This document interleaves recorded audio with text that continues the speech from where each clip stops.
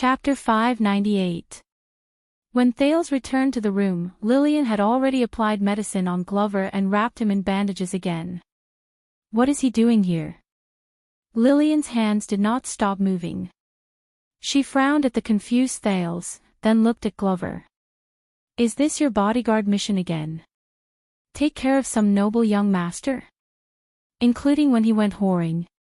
Glover glanced at Thales and nodded with a subtle expression. Thales coughed. Nice to meet you, Miss Lillian. I am the second prince. Under Glover's terrified gaze and Lillian's puzzled gaze, Thales added his words in time and said with a smile. My attendant. W.I. Casso. Thales put on a fake smile and rubbed his hands together as he stood in the corner. Glover heaved a sigh of relief and lowered his head to drink some water. Wow, the prince's attendant. Lillian raised her eyebrows and inadvertently exuded 1,000 kinds of flirtatious charm. You seem very powerful. Have you come here to play? Thales waved his hand and squeezed himself into a corner. He tried his best to look harmless. No, I just came over to take a look. Lillian sized up his figure and face, her beautiful eyes sparkling. The prince's attendant, the woman smiled charmingly. So, little brother Waya, your daily job is to feed that prince a cock. Puff! Glover spat out a mouthful of water beside the table. Thales' expression froze as well. Haha, ahahaha. Thales' face contorted as he tried his best to ease his embarrassment. Madam, you are so humorous. Lillian arched her eyebrows and glanced at Glover. So, that dumpling brought you here to have sex. Glover's expression froze. Thales waved his hand awkwardly again. Me? No. But Lillian ignored him. She touched her lips seductively and thought for a moment. Let me see. No, at his age and in such a condition, greedy whores like Cosette and Olivia would fuck him to death. Lillian's eyes lit up. There was something else in her eyes as she looked at the young man. Why don't I take the order myself and give you a massage? Thales was stunned. Bang! No! Before Glover could wipe the water from his mouth, he subconsciously slapped the table. No! When he saw Glover's anxious, pained, and indignant, and even slightly warning, gaze, Thales' heart skipped a beat, and he chuckled. You've misunderstood, Miss Lillian. I'm really not here to. Lillian came to a realization and felt a little awkward. Oh, I understand. You're not looking for a girl to satisfy your cravings. Thales breathed a sigh of relief and smiled sheepishly. Yes, I'm not, but Lillian rolled her eyes and smiled. Don't worry, we also have male technicians here. Thales' smile froze. Whether you like a muscular man, a haggard young man, a middle-aged eccentric uncle, or an old man, Thales' expression changed again, and he waved his hands madly. No, I don't want a man either. You don't like men either. Lillian was taken aback and sized him up again. The hostess of the club looked out the door and finally sighed. Trust me, young master. Lillian looked at Thales with a strange expression. Chan is beautiful and understands men's needs, but he's not easy to deal with. If you're infatuated with him, you'll suffer. Ha! Chan. Thales was stunned at first, then he reacted. Thales' face was flushed red. He tried his best to skip the word prostitute. I'm really not here to do business with you. Glover, who had a strange expression for a long time, reminded Thales in a low voice. Lillian. A few seconds later, the hostess of Laurel Clubhouse giggled when she saw Thales' embarrassment. I know. Lillian crossed her arms. Her upper body swayed in a seductive arc, but she exuded a capable and experienced air. I just wanted to see if you really don't know the ropes, or if you're just shy. Thales froze again and stared at her in a daze. Lillian sized him up again, clicked her tongue, and shook her head. Both. She covered her mouth and laughed. Ha, a fledgling. Thales' face darkened. He really wanted to explain that he really wasn't, but after Lillian was done teasing him, her expression turned cold. Now, if you're done, you can get lost. When Glover heard this, he hesitated. Lillian, I didn't mean to, yes. You didn't mean to. Lillian interrupted him harshly. Once again, she showed her uncompromising manner. You said the same thing last time. Glover's voice froze, and he immediately became listless. Thales gulped. He subconsciously shrank further into the corner to avoid this lover's quarrel. But Lillian was not done yet. Anger and pain appeared in her eyes. But the burns, cuts, and whip marks on my body, the humiliation, and the marks are still there. Just as they were talking, this gentle and fierce girl actually didn't care about the taboo and lifted up her thin shirt. She exposed her beautiful upper body in front of the two of them. Thales and Glover were so frightened that they turned their heads away and closed their eyes. Do you want to see? Look. Lillian's tone changed a little. She stared at Glover, who had his eyes closed and did not dare to raise his head. She was sad and miserable, but also aggressive. Your achievements. The things you gave me.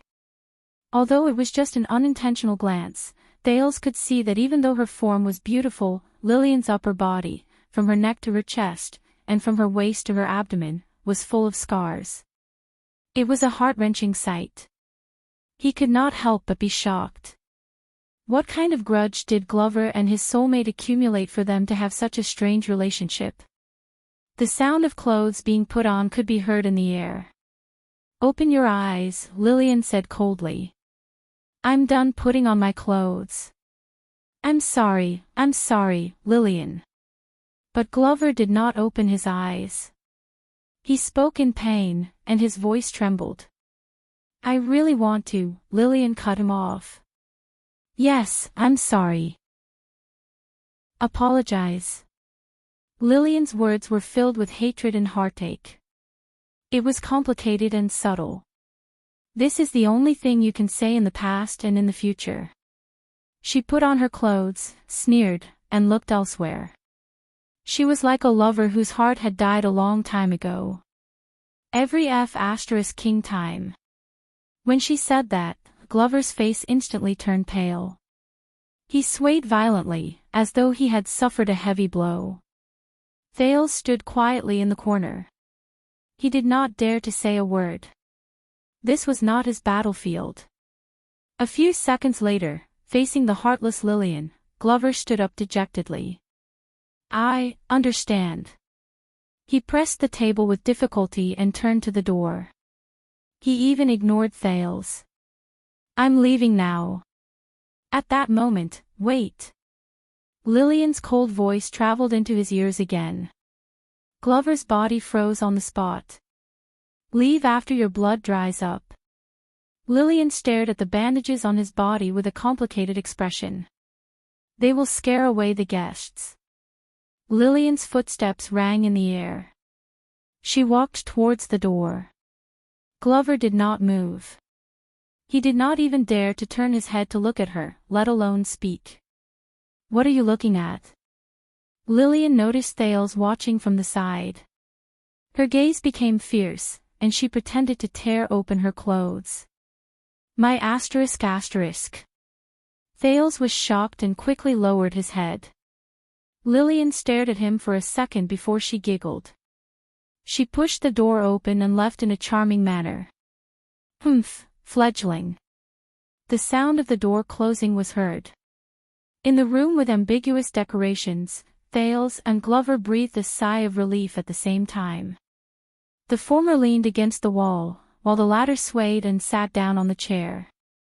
One of them was deep in thought, while the other was dejected. Glover. Thales asked tentatively. Yes, Your Highness. Why? The dejected Glover only realized that there was no one else in the room when he was halfway through his reply. He switched back to using the honorific title. The conversation stopped there. Both of them were silent for a while. It seemed like Lillian's influence had not disappeared. In the end, Thales sighed and broke the silence. "How is Commodore?" Glover snapped out of his daze and said absent-mindedly, "Tinker moved him to another room." Tinker moved him to another room. He has to rest for a while. It's not easy for me and young Master Caribbean to take punches. Thales furrowed his eyebrows. "So, Cohen, you recognize him?" Glover nodded. His emotions were still at rock bottom, and he was absent-minded. When we stopped, both of them sank into silence again. Thales finally could not help but speak about what happened just now. With a click, the door opened again. Thales and Glover instinctively shut their mouths and averted their gazes. "Ah, this is such a long soak of urine. It feels so good," Tinker sighed in comfort as he walked in with his pants in his hands. "Hey, I saw Lillian go out." He looked at the dejected Glover in the room and automatically ignored the teenager, Thales, who was much shorter than him, who was curled up in the corner. Tinker sat down in front of Glover and sighed. You have to understand her, pudgy dumpling." When he heard this title, Glover shuddered a little. "I understand." The zombie slowly came back to his senses. He looked at the man in front of him with gratitude and a sense of closeness. "Thank you, Tinker." "Brother." Tinker's eyebrows twitched. He wanted to say something, but in the end, he did not. Tinker hesitantly extended his hand as if he wanted to pat Glover's shoulder, but he stopped when he saw the bandages on Glover's body. "So, Tinker's expression was complicated. You were whipped by your superior again." "Like last time." Glover's expression was dark as he shook his head. "It's different." Tinker snorted softly. "Will I be as unlucky as last time? You know, you were locked up, and for a few months." "No." Glover shook his head and denied it. He subconsciously looked at the corner.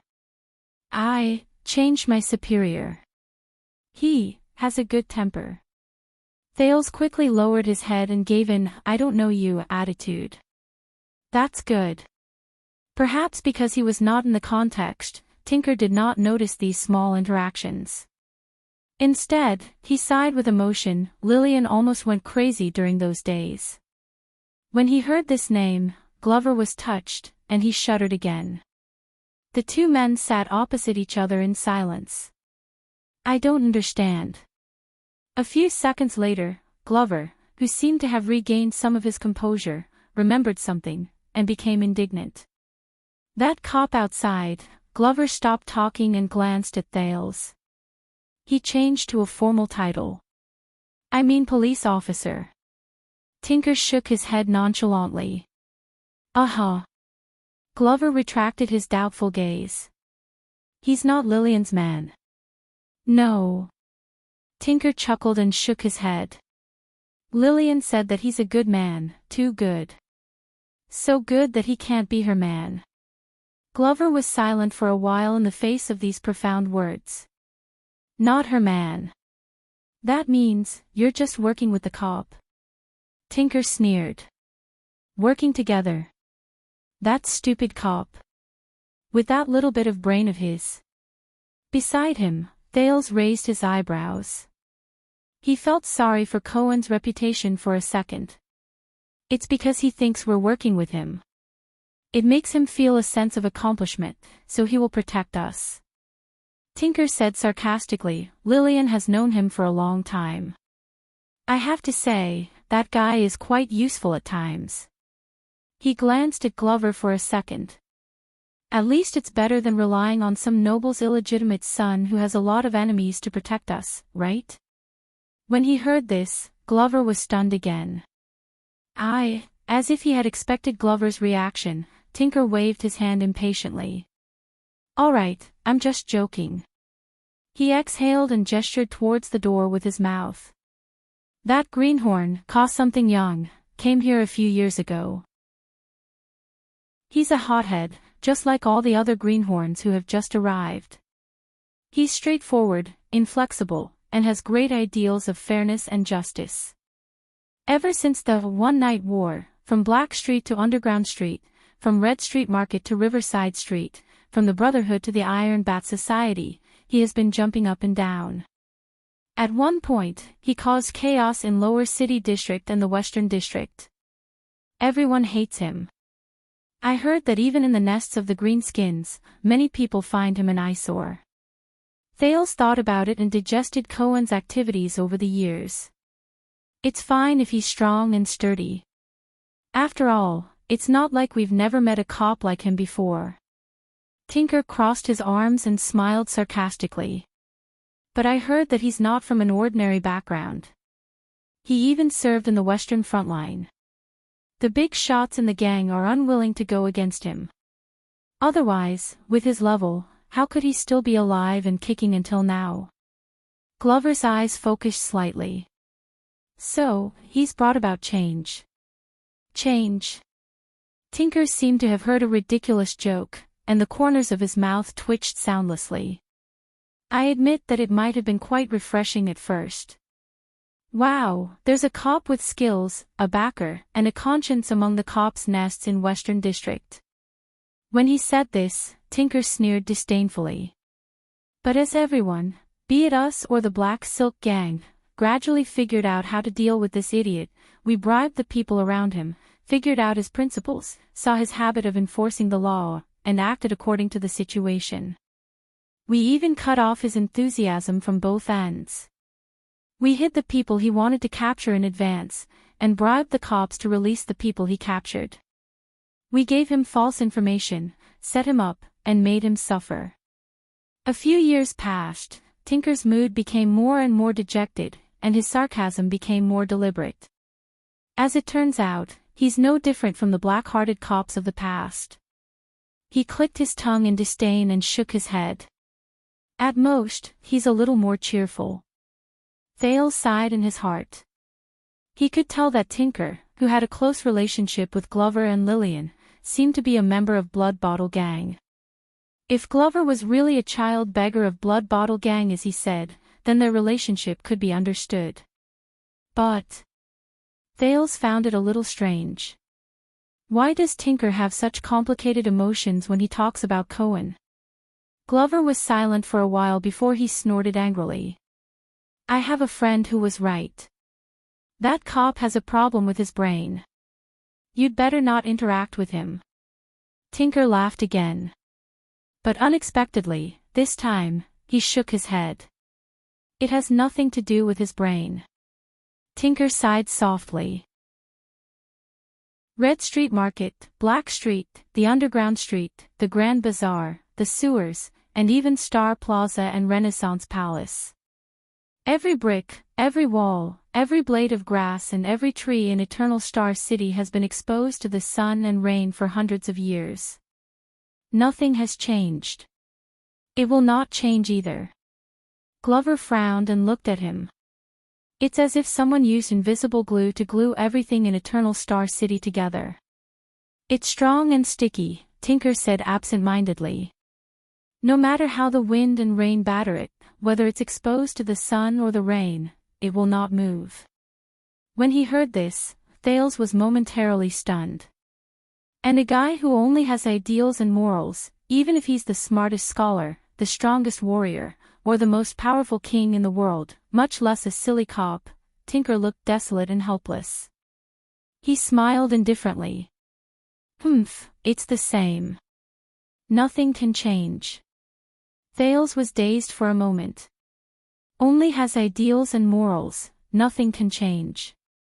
Just like this damn world we live in. Tinker leaned against the table. His mood was downcast. It never changes. It won't. Chapter 599. Glover quietly listened to Tinker's complaints.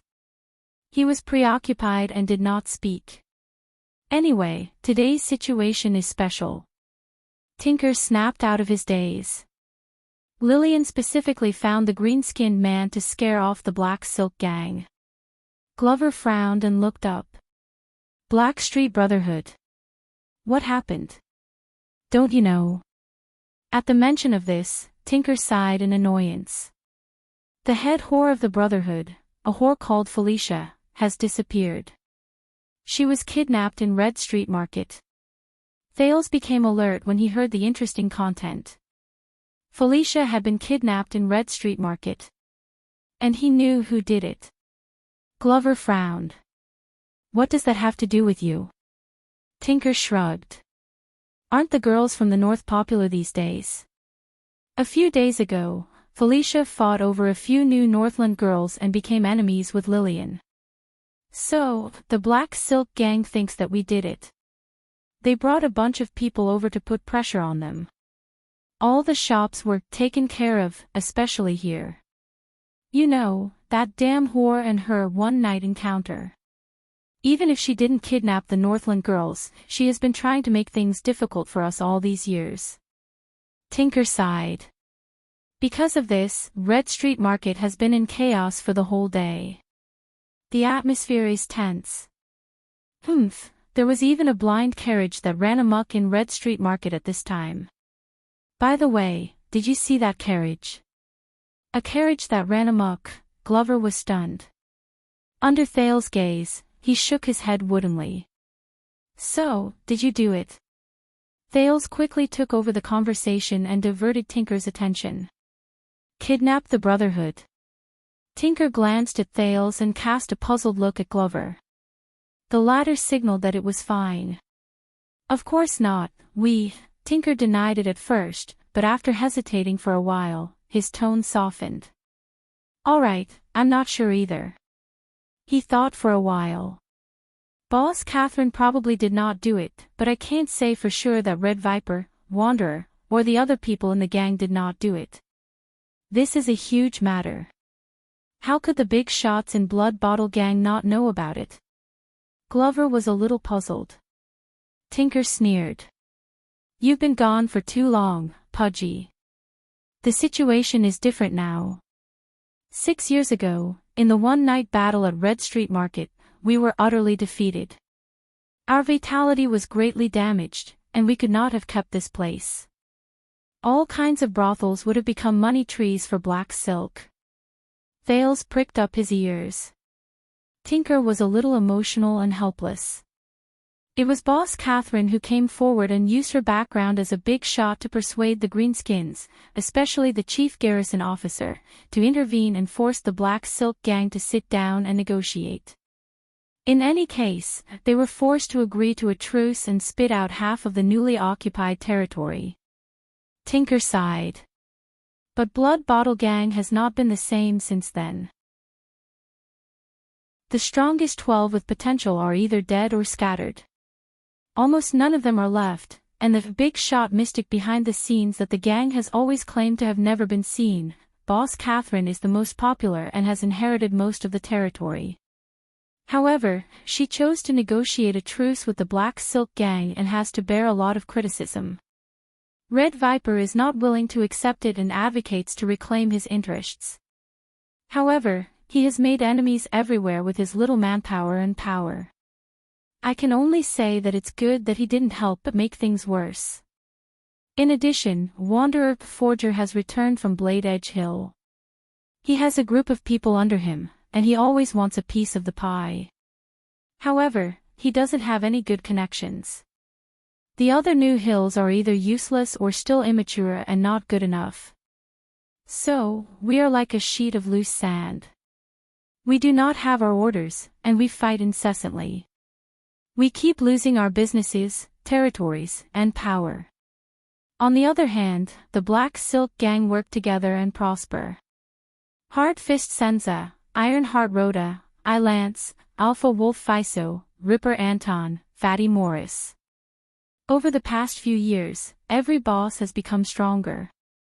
Did you notice that we don't even mention the legends of Black Sword and the 3 great assassins anymore? As Thales listened to this news, he was shocked to realize that after he left, the underground world of Eternal Star City and even Constellation had been turned upside down and was no longer what it used to be. Tinker spread his hands. You can see from the comparison between One Night's Romance and Laurel Club that our business is deteriorating day by day. We can't make ends meet, and we're just struggling to hang in there. A few days ago, when we were snatching the Northern Girls, we couldn't win against that vixen, Felicia. Glover stared at the lights in the room in silence. He did not know what to think. Tinker's tone changed. But first, there's the business discord between the Northern Girls. Then, there's the kidnapping of people in Red Street Market, which is on the border between the two countries. Then, there's the kidnapper's carriage that crossed the border to stir up trouble. Hey, how can there be such a coincidence? Every single one of these incidents is a sore spot for us and the Black Silk Gang. Glover and Thales looked at each other expressionlessly.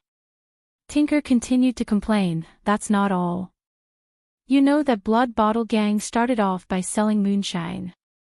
As a result, over the past few months, the raw materials for brewing wine, the business of storing wine, and the business of selling wine have all been in a state of depression. Everything is not going smoothly. The wine market is crying piteously for food, but we can't brew wine. We are losing customers and profits day by day. This is practically digging up the gang's roots. Also, it is said that several big blacksmith shops in South Street and the suburbs, regardless of whether they are on the right track or not, have been raided by the police these past few days. From the bosses to the apprentices, they have been arrested and sentenced.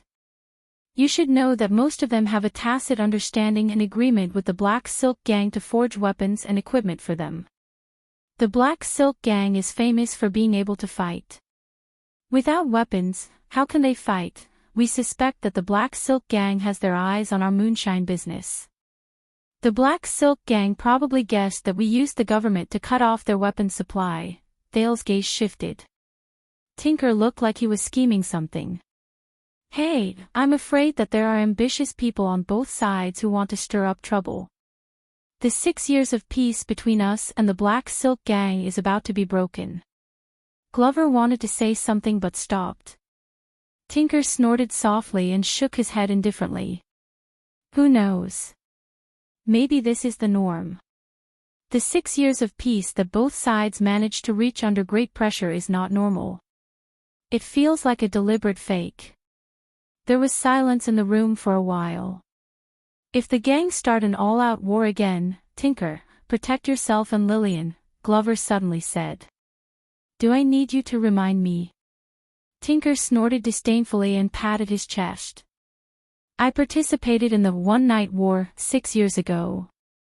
That scene, that battle, that vigor, that blood all over the streets. F***ck, I don't want to do it a second time in my life. Glover looked at him quietly. That's good, Tinker. That's good. When he heard Glover say this, Tinker felt a little unnatural, but an undisguised shout came from the corridor and freed him from the awkwardness. Tinker, Tinker. Where are you? Boss Catherine is gathering manpower. It was an unfamiliar and young male voice. His tone was excited, and it was obvious that he was a member of the gang. The Black Silk Gang said that the kidnapper's carriage entered our territory and insisted on coming in to search. They fought with our brothers at the border, and a few of them were lying on the ground. I think we're serious this time. They're fighting. Glover's expression changed. Tinker, you, but Tinker sneered, got up, and opened the door a little. In an instant, his expression became one of pain. Tinker's face contorted as he yelled at the door. Damn it. I have diarrhea. My legs are weak, I can't go anymore. An indignant reply came from the corridor. Are you kidding me? Diarrhea again. A few years ago, you were still one of the strongest 12 in the gang. Tinker's voice became urgent. Ah. I can't take it anymore. I have to go to the toilet again. Talk to you later. Tinker closed the door and sat back in his chair. He no longer cared about the gang member who dragged him into a gang fight. On the other hand, Glover and Thales were stunned by what they saw. What's wrong? Tinker was a little dissatisfied with their gazes. He explained, I really have diarrhea. I always say that when Boss Catherine comes to check on me. He touched his stomach, and his expression changed. Oh no, I've finished my laxative. Tinker was a little distressed. I have to buy a few more packs later. Glover and Thales both looked at him with complicated gazes. That's good, Tinker. Glover inhaled and understood some of Tinker's strategy. That's good, Tinker. But the zombie immediately raised his head seriously. Tinker, if you and Lillian need my help. Forget it. Tinker waved his hand nonchalantly. You know what I mean, right? With your current identity and our current state, helping is equivalent to harming others. Wasn't the lesson last time enough? Glover was instantly stunned. Tinker was silent for a while, but he still stood up slowly. You and your young master should leave once you've rested enough. Tinker pointed at the inconspicuous Thales and patted Glover's strong arm. There was an indescribable emotion hidden in his eyes.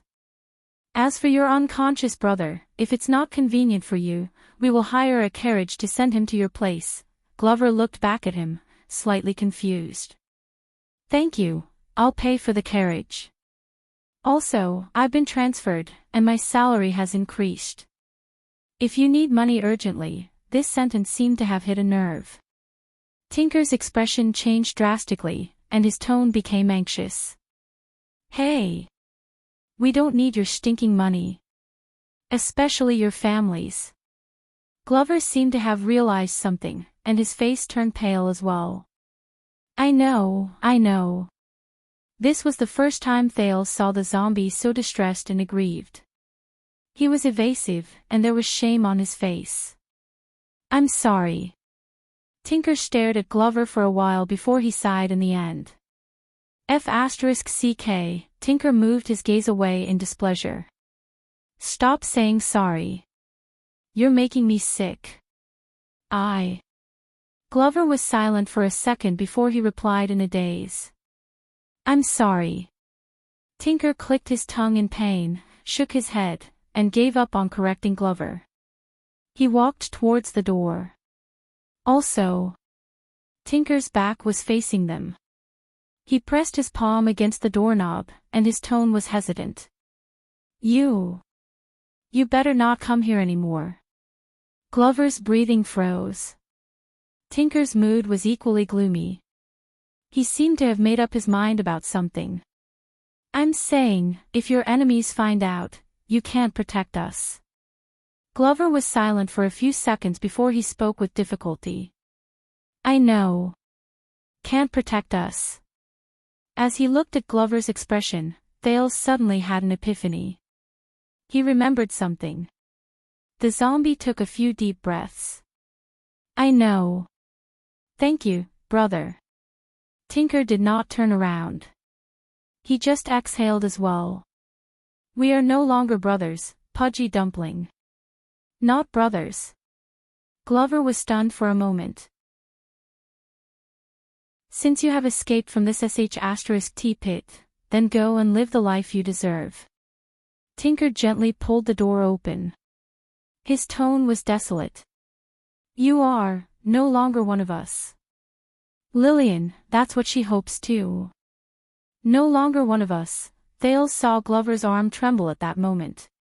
But before the latter could speak, Tinker walked out of the room, leaving only the tightly shut door behind him. Glover stared at the door in a daze. He could not snap out of his daze for a long time.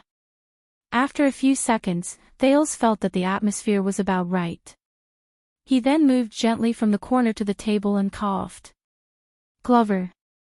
Glover snapped out of his daze and lowered his head in shame. I am very sorry, Your Highness. I should not have. I should not have attacked that police officer. As for Lillian and Tinker, they do not know your identity. Please forgive them. Thales stared at him carefully and smiled faintly. You know, I thought Lady Lillian was your lover at first, just like everyone else did. Glover's body stiffened. Thales sighed and moved the chair in front of him. So, do you have anything to explain to me about that lady? Glover raised his head with difficulty and stared at the prince in a daze. Thales looked around and tried his best to speak in a calm tone. Don't worry, it's just you and me here. The atmosphere in the room froze for a few seconds. Glover wanted to say something, but he did not. In the end, he shut his mouth and his expression stiffened. If you do not want to say it. Thales could not help but feel disappointed, but he still put on an understanding smile and stood up. It's fine. He walked to the door. Put on your clothes. I will wait for you outside. It's time to go back. But at that moment, sister. Glover's hoarse and pained voice came from behind him.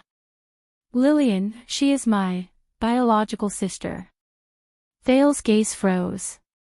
He slowly turned his head around. And Tinker. Glover shut his eyes tightly. They are my brothers and sisters from the same mother. Thales widened his eyes. Them. You. The prince was puzzled. But you are from the Glover family, I told you, your highness. Glover opened his eyes and looked exhausted. I was once a child beggar from Blood Bottle Gang. That's true. The room was quiet for a while. Then, Thales let go of the doorknob and sat in front of Glover. I understand now. The prince tried his best to look at him calmly and gently. Same mother. Glover nodded and remained silent for a long time. Thales did not rush him. He just waited for him to slowly figure it out. My mother, she was in the sex trade, Glover said hoarsely. He finally let go of some secrets, as if he had finally revealed them. She had many clients and gave birth to 7 children, or more. I can't remember. Some of them died young. Thales did not speak. He only listened carefully and attentively. And my father, Glover sucked in a deep breath. He was a mediocre, useless, and unsuccessful playboy who lived under the shadow of his family's reputation. The zombie's expression became calm again. Or in my grandfather's words, a piece of trash. Glover's father and grandfather. Thales said quietly. So, one day, he came to Red Street Market to seek pleasure and met my mother. That was just an ordinary purchase of sex. Glover's tone was very calm, as if he was narrating someone else's story. She left behind a lowly bastard born from a prostitute. Lowly bastard. Thales furrowed his eyebrows. Ever since I could remember, I lived on this street, Glover said faintly, women and the smell of cosmetics, customers and the stench of money, moaning, freezing, hunger, and sickness. That was my childhood. Lillian was the oldest child among us. She learned to lead us in the alleys and roam the streets at a young age. She imitated the adults and lived a hard life. Roam the alleys and roam the streets. Imitate the adults and lived a hard life. As Thales listened to his words, he gradually became absent-minded as well. Until a boorish rich man strangled my mother to death on the bed. Glover's expression was terrifyingly calm. Since then, Lillian took over the role of our mother. She sold everything and gave everything she had to lead us children and our younger brothers and sisters to struggle to survive.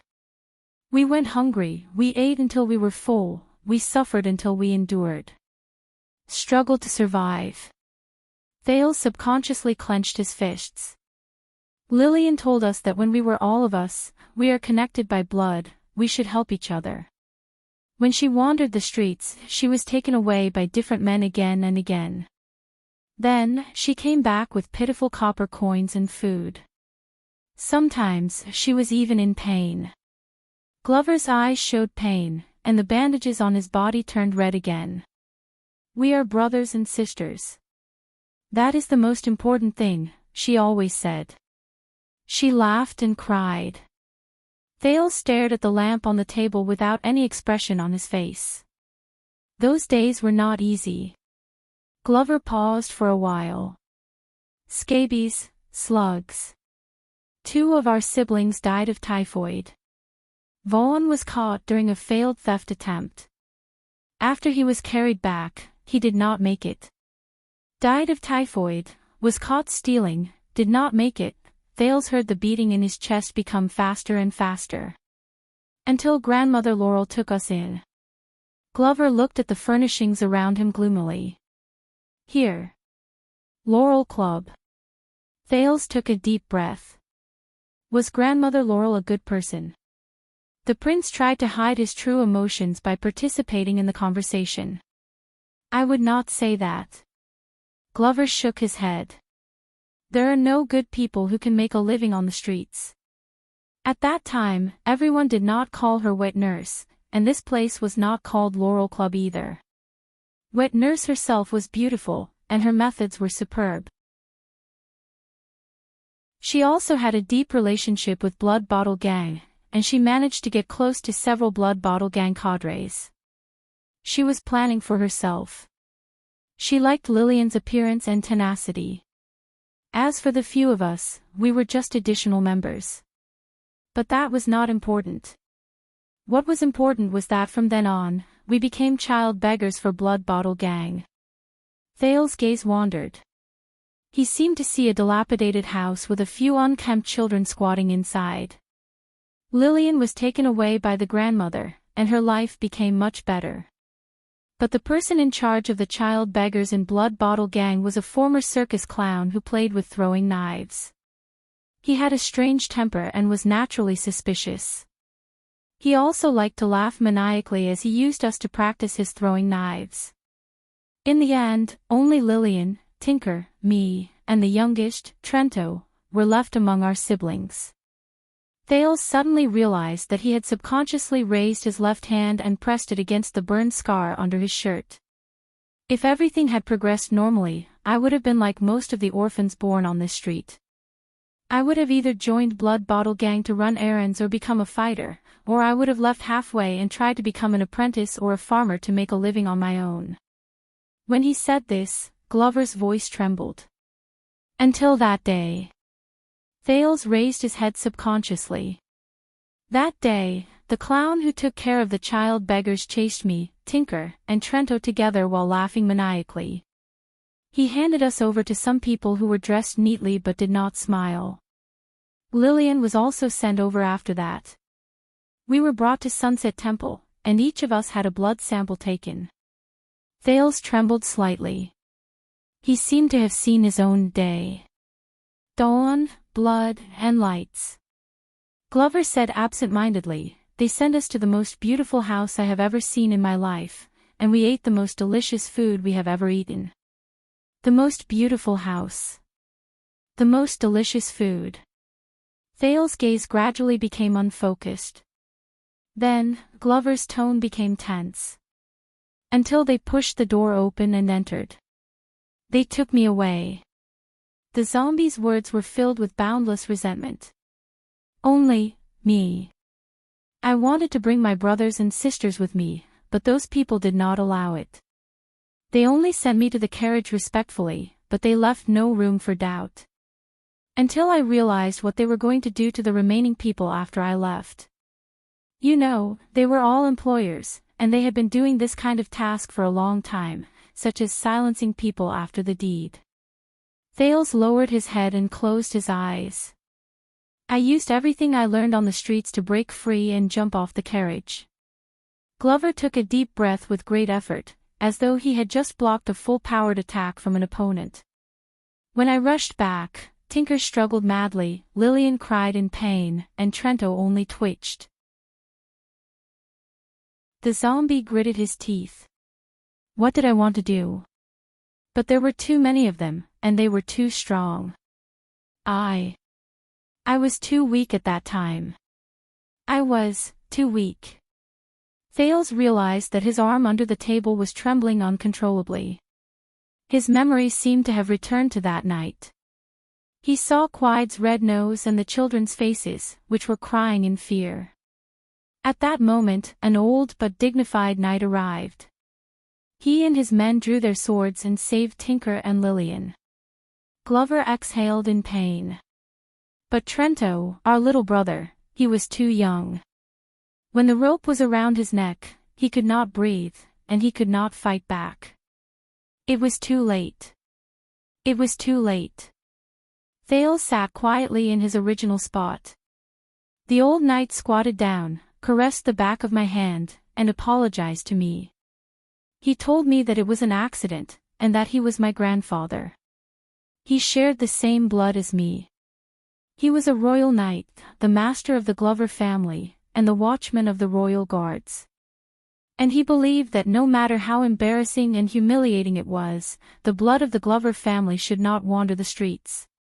When he talked about his grandfather, Glover had an extremely conflicted gaze.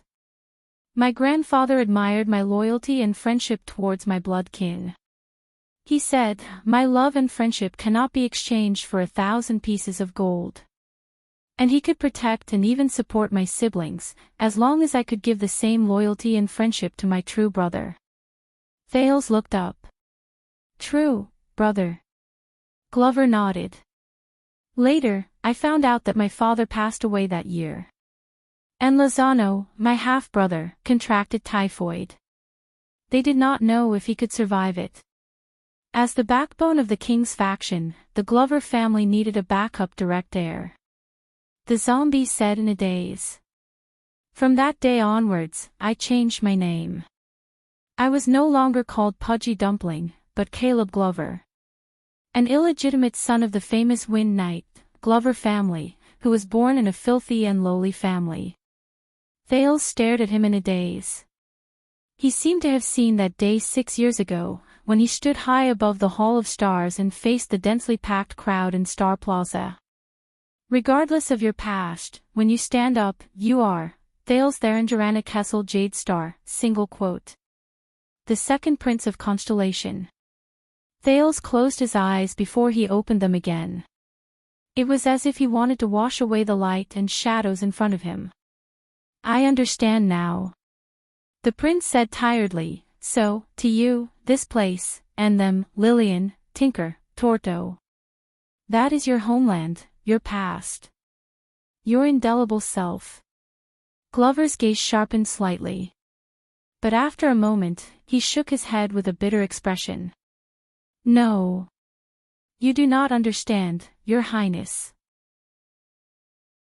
When I gradually matured and became independent, and joined the royal guards, especially when Lozano became more and more outstanding, when my grandfather finally passed away, when I became dispensable again, Glover stared at the room in Laurel Club in a daze. Finally, one day, I returned and reunited with them and my siblings. Reunited. Thales was silent. But at that moment, Glover raised his trembling hands and looked at his fingers, which were full of calluses from practicing swordsmanship. Yet, I discovered that the only thing I brought them was pain. Be it the misfortune of young Torto in the past. It was something that happened later. Thales tensed up. What happened? He asked softly. Glover snorted softly. His voice was filled with sarcasm. You know, Your Highness, I am not a sociable person, and I do not know how to socialize. I forced my way into the Vanguard Division with my grandfather's name, but I offended many people. A few bastards in the Vanguard Division who had a grudge against me, somehow found out about my background, as well as my. Glover lowered his head sadly. My relationship with Lillian. Thales sighed. So, after I fought with them again, that night, those bastards came here in groups. Glover's voice was low. They used an unprecedented amount of money to kidnap Lillian. His voice began to tremble. They locked her in a house. Thales' heart was heavy. He pursed his lips. A coward's move. Glover ignored him. When Tinker knocked on my door in the middle of the night, covered in wounds, I had to go to the Glover family's mansion and do what I did not want to do the most, seek help from Lozano and find the best doctor for the dying Lillian. The zombie had to pause to adjust his emotions. The room became quiet. Thales was silent for a while before he spoke again. Those people in the Royal Guards, those bastards, who are they? It doesn't matter anymore. Glover shook his head with a gloomy expression. It's already been solved. Solved. Glover snorted mockingly. Hatred and determination appeared in his eyes. You know, those bastards were certain that I would not dare to take the risk and attack her. They proudly showed off to me and told me how they tortured her that night. Thales remembered the terrifying wounds on Lillian's body just now, and he was speechless. Glover gulped and gritted his teeth. I couldn't control myself. Thales nodded. Just like today. Glover closed his eyes. I'm sorry. I committed a great taboo by attacking a colleague, and I caused great trouble. Lozano used his connections, looked for laws, and tried his best, but he could only barely save my life. Glover opened his eyes. There was no light in them, only a deep numbness. Until one day, a person came to the guard's confinement well. He told me that he was the new watchman of the Royal Guards, and he needed a new subordinate. So I walked out of the confinement well, followed Lord Mallows, and went to Western Desert. I see. The two of them were silent again for a while until Thales spoke. Glover, but the zombie seemed to have suddenly woken up. He interrupted the prince without caring about anything else. So, I know. Glover grabbed the bandages on his body tightly. His face was contorted. A long time ago, at the moment I was taken away by my grandfather, everything changed. Thales stared at him quietly, and he suddenly understood what it meant to empathize. We, Lillian, Tinker, Glover exhaled in pain. He felt resentful, but also relieved. We can't go back. Forever. At that moment, many scenes and words flashed in Thales' mind. Child beggars. Siblings. The day my fate was changed. A new life. An old burden. In his days, the prince heard Gilbert's words. Perhaps the day you find them is the day you cause their deaths. In the next second, Thales took a deep breath and snapped out of his memories. Glover. The prince's voice rose steadily, and there was a tone that allowed no room for doubt. Can you still walk? The zombie looked up in confusion. Your Highness. Thales stared at the door expressionlessly. No one knew what he was thinking. I want to go somewhere. Glover was stunned for a second before he reacted. Your Highness, Commodore is not here. I am alone, and we do not have enough manpower, Thales smiled. He did not wait for him to finish and spoke to the door. Lorbeck. Big Brother Lorbeck. It was quiet outside the door. There was no response. Glover looked puzzled. Thales felt a little embarrassed, so he raised his voice. Lorbeck. Lorbeck the blockhead Dara. There was still no response. The atmosphere suddenly became very awkward. Then, Thales took a deep breath, put his hands in front of his mouth, and formed a trumpet shape. He shouted angrily, Cohen Nema Caribbean. There was a thud outside the door, as if someone had suddenly bumped into the door. Glover's expression changed. He suppressed the displeasure in his heart and stared at the door gloomily. As expected, the next moment, the door opened. Police Cohen's bruised and swollen face was revealed through the crack. His face was full of fear and puzzlement. What? Big Brother Waya, Thales interrupted him, get ready. Follow me to a place. Cohen was stunned. Where? Downtown. Downtown, both Glover and Cohen were stunned. After a few seconds, the police officer cautiously opened his mouth. But that is Blackstreet Brotherhood's territory. Thale's gaze turned cold. Are you afraid? Sir Caribbean, the first-class police officer of Western City Police Station. Cohen paused. He was a little indignant, but he was still hesitant. That's not it. Just that, forgive me for reminding you, the Brotherhood and Blood Bottle Gang have been showing signs of tension recently. Thales narrowed his eyes. Are you afraid? No. Cohen hurriedly shook his head. I mean, although I am very strong, and although the big brother sitting there is only a little weaker than me, Glover snorted in disdain, if I were to barge into the Brotherhood's lair, are you afraid? Of course not. I have been to downtown a few times, but the roads there are not easy to walk on. It is very easy to get lost. Once you get lost, you will only get lost until the sky turns dark. Are you afraid? No, but you are a prince after all. If you accidentally bump into something, are you afraid? No. Also, I am on leave today. It is not considered a work injury, and the medical expenses are not reimbursed. Are you afraid? Bang. Cohen slammed the door angrily, and a loud sound was heard. He was full of grandeur and looked death calmly in the eye. Damn it, what's so great about it? Let's go. The police officer gritted his teeth and roared in a western desert accent. I'm not afraid of your balls.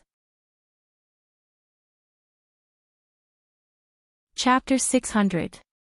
In the first district of the lower city, on a noisy and chaotic street where the cold wind rustled, 3 cloaked figures walked with large strides. They squeezed through the crowd and blended into the chaotic atmosphere. The local escorts solicited customers with smiles and loud voices while casting malicious glances at their peers. The owner of the lost property and the thief ran after each other over a frightening distance, causing passers-by to complain. Idlers and tramps sprawled out on the dirty roadside, waiting for hired business to cover their 3 meals for the day.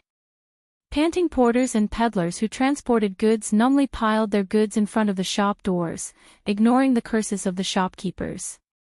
Coachmen who were hurrying along whipped their old horses violently to disperse the people who blocked their way in the mud and shouted at the rascals who tried to sneak up behind them for a ride. Adventurers and mercenaries huddled around the rotten and blackened wooden bulletin boards, searching for information on everything from official wanted posters to private commissions. The Dark Knight priest stood on a wooden box at the corner of the street and looked down at the people who came and went. He felt sad and helpless as he continued his sermon with a dry voice that no one cared about. Mysterious people with weapons hidden in their bodies appeared on the street from time to time to discuss an unspeakable business deal. In the middle of a crowd of onlookers, 2 men who had become enemies in a bar fought each other until their heads were bleeding, but they still refused to stop. A shrewd and vicious peddler habitually bargained with an equally shrewd customer, wanting to squeeze every last bit of advantage out of the other party.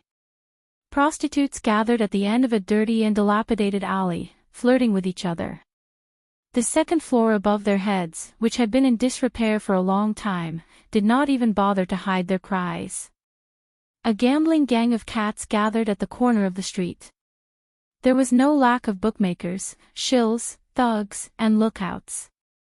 A group of sneaky gangsters gathered together mysteriously, staring at every passerby with a sneaky look, and discussing in hushed tones from time to time, "We shouldn't have come here at all.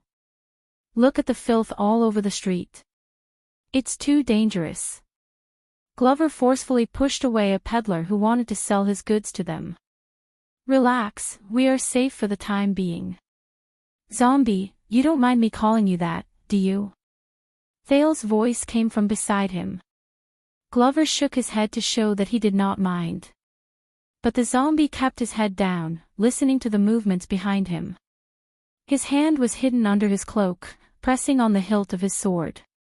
In the alley that the 3 of them had just passed through, a few ferocious gangsters were mercilessly punching and kicking the 2 poor people who had no money to pay their debts. Cohen furrowed his brows and caught up in 2 steps. He was tall and strong. With a few punches and kicks, he dispersed the debt collectors, but when he turned around, he found that the debtors had disappeared. When he saw the police officer's actions, Thales sighed and explained in resignation. First, we're all wearing cloaks. This implies that we have another identity or mission, and it also means that we might be hiding weapons. If they attack us, there will be unknown dangers. Secondly, based on your figure and gait, I can tell that you are not to be trifled with. Coupled with the 3 of us, it is not difficult to guess that you are bodyguards, the kind that can fight. Thirdly, as far as I know, because of the kidnapping incident, the Black Street Brotherhood deployed a large number of people to Red Street Market to confront the Blood Bottle Gang. Among them are quite a number of dangerous people who can threaten us. So, in reality, we are much safer than we thought. As Thales spoke, he glared at a street ruffian who was secretly sizing them up. The ruffian immediately shifted his gaze away as if nothing had happened. What your highness said is exactly what I wanted to say. Cohen touched the corner of his shirt that was torn when he tried to stop the fight. He walked back to Thales and Glover in a bad mood. What were we talking about just now? Glover cast a disdainful glance at Cohen. When I was young, the Brotherhood had yet to rise to power. When I grew up, I rarely came here. As the zombie spoke, he knocked away a drunkard. But no matter when, downtown is always dangerous. Cohen supported the drunkard so that he leaned against the wall and slowly slid down so that he would not fall head first. The police officer patted Glover's shoulder. You have to come out more often, zombie. At first, I also had the illusion that this place is dangerous, call me that again. Glover's expression did not change, but his voice turned cold. You will know that it is not an illusion. Cohen's smile froze on his face. Thales smiled and took over the conversation. Downtown is where most of the poor people in Eternal Star City live. It is also a community. Of course, it is not as dangerous as what the public says. You can only enter, but never leave. Glover nodded. Thales thought of something and lowered his voice slightly. At least it is not a mouth full of fangs that chooses to devour people, but at that moment, slap. Thales suddenly extended his hand and pressed down on a dirty little girl who passed by him. Cohen and Glover were both shocked. The little girl looked at the teenager in panic and tried hard to break free from Thales' grip on her wrist. I thought you could tell, Thales said softly to the thin and weak girl who was no more than 7 or 8 years old. I have no money on me. Thales gestured at the strong police officer and vanguard with his chin. The money is on them. The dirty little girl was about to cry, but her eyes darted left and right shrewdly. The memories of the street surged in his mind.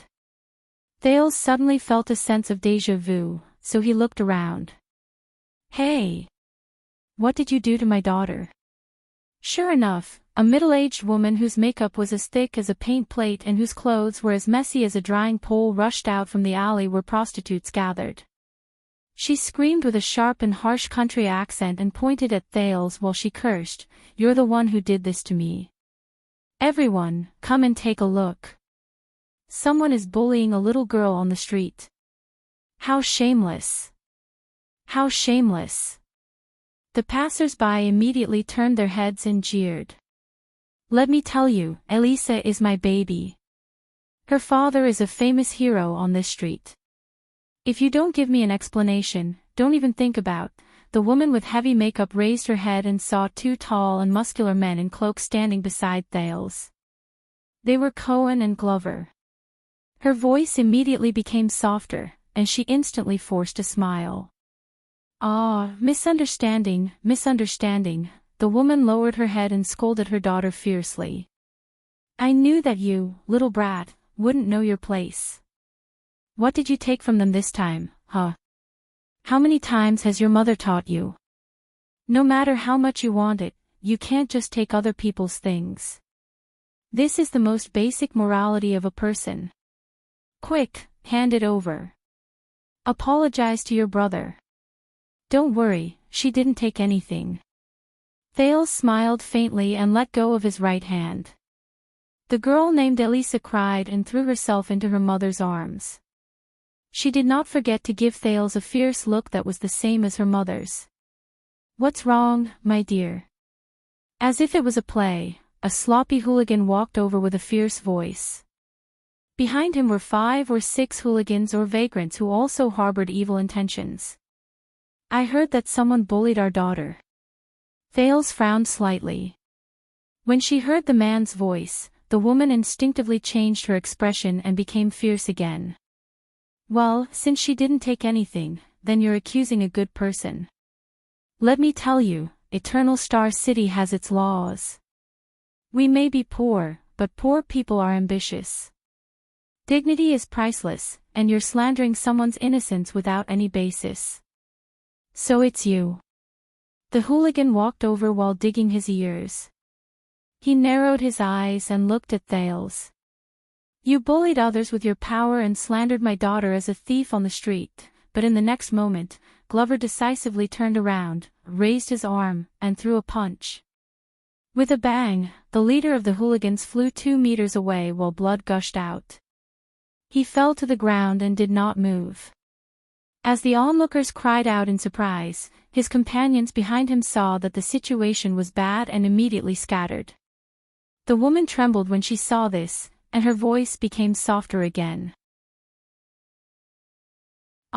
It's a misunderstanding, please forgive me. She apologized in a fawning manner while she slapped Elisa hard. She's not smart since she was young.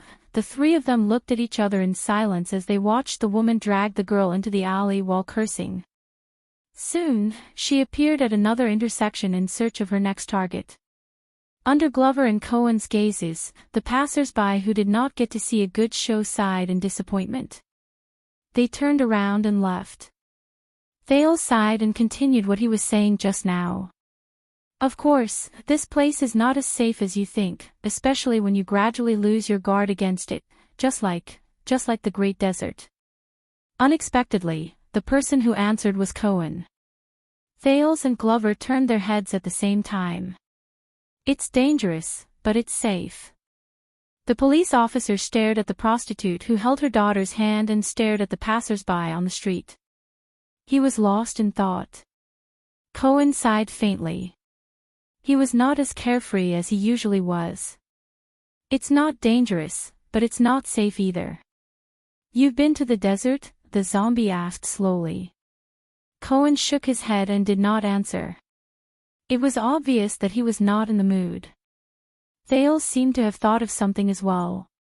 He nodded and said, just like how everyone in the world only hears of its name, but does not know the reality of the other shore and the distance. Even though we're only separated by a wall from that place, it's very close. But it's as far as the heavens and the earth.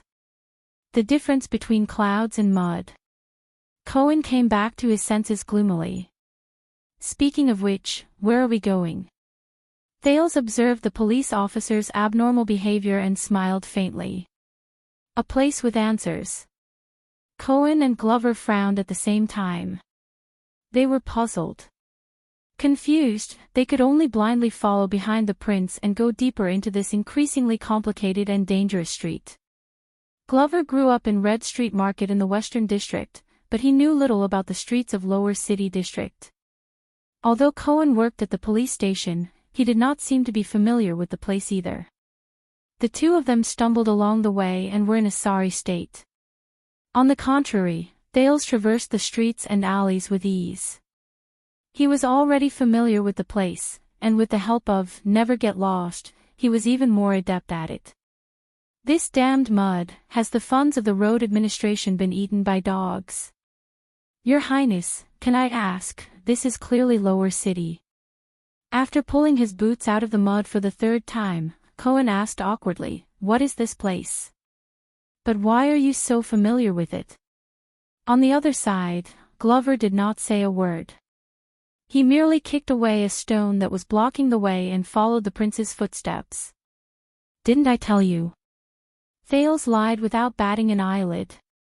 The Jade Star royal family is blessed and protected by the gods. They will never get lost. Ha! Blessed. Protected.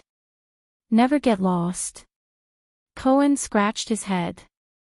So, my old man is lying to me again. When I was young, he clearly told me that the Jade Star royal family is shouldering an eternal curse. So, follow me closely, don't get lost. Thales somehow remembered the journey in the black track. He flapped his cloak and strode forward. Some paths are like life. Once you fall behind, you can never go back. Glover seemed to have remembered something, but the taciturn him only pulled his cloak tighter. So, you said that we should come here to find answers? Lower City District. Cohen stared at his feet carefully, guarding against the road that was as bad as Blade Fang's camp. Thales nodded. To be honest, my day has been full of ups and downs. Hope and darkness alternated, success and setbacks went hand in hand, pleasant surprises mixed together, and sorrow and joy intertwined. Thales walked forward and passed through a few doorways in a familiar manner. He said faintly, just like the past few months, the past 6 years, the past, my entire life. Glover and Cohen were stunned. Tell me, have you ever seen a despairing person whose hope is dashed and he has nowhere else to go? Have you ever seen a numb and despairing person who abandoned everything? The teenager walked forward and looked at the dirty and noisy streets. The corners of his lips curled up. Cohen's eyes darted around. I have seen quite a few, Glover frowned. There have been, both of their voices rose and fell at the same time. They could not help but stop talking and glance at each other. Thales urged absent-mindedly. In the Great Desert, Cohen continued. The Western Front, Glover said at the same time. Cohen and Glover looked at each other again. Both of them were filled with indignation, as if they were saying, how dare you interrupt me?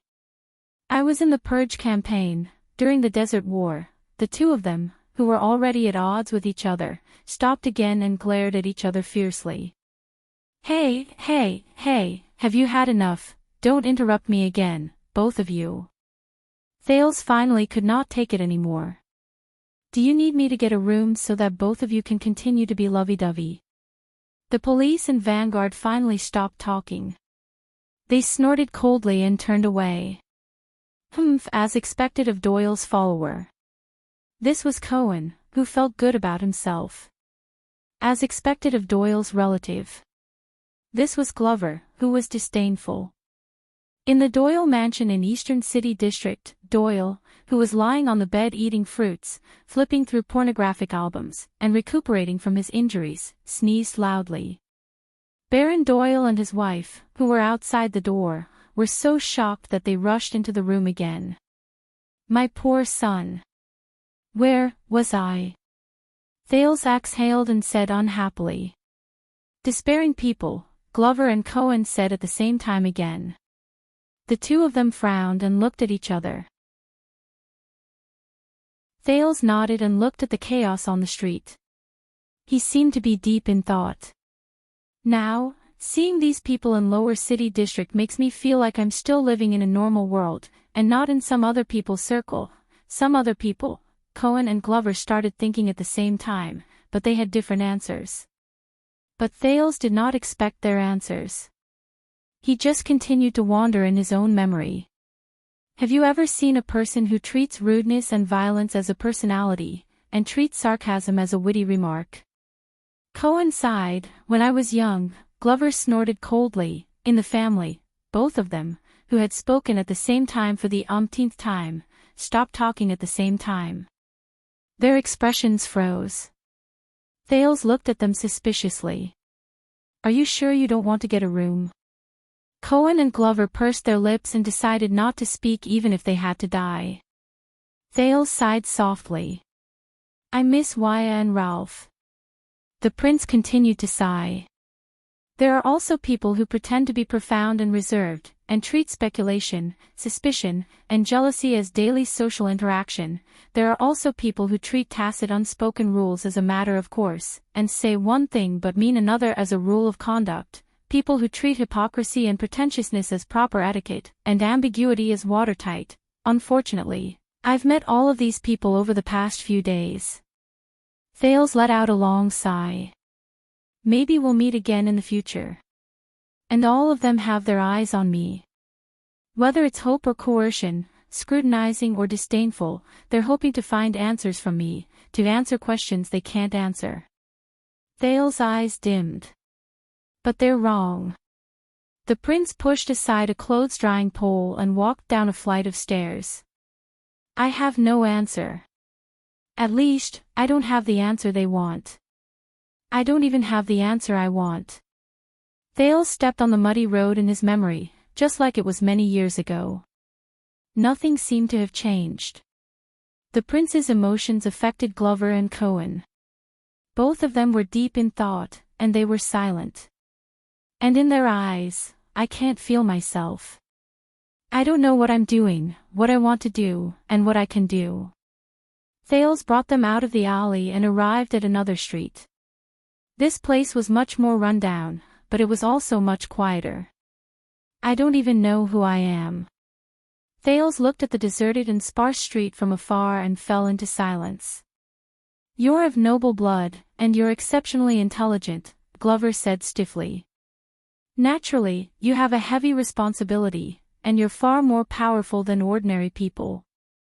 Cohen snapped out of his daze and became anxious when he heard that.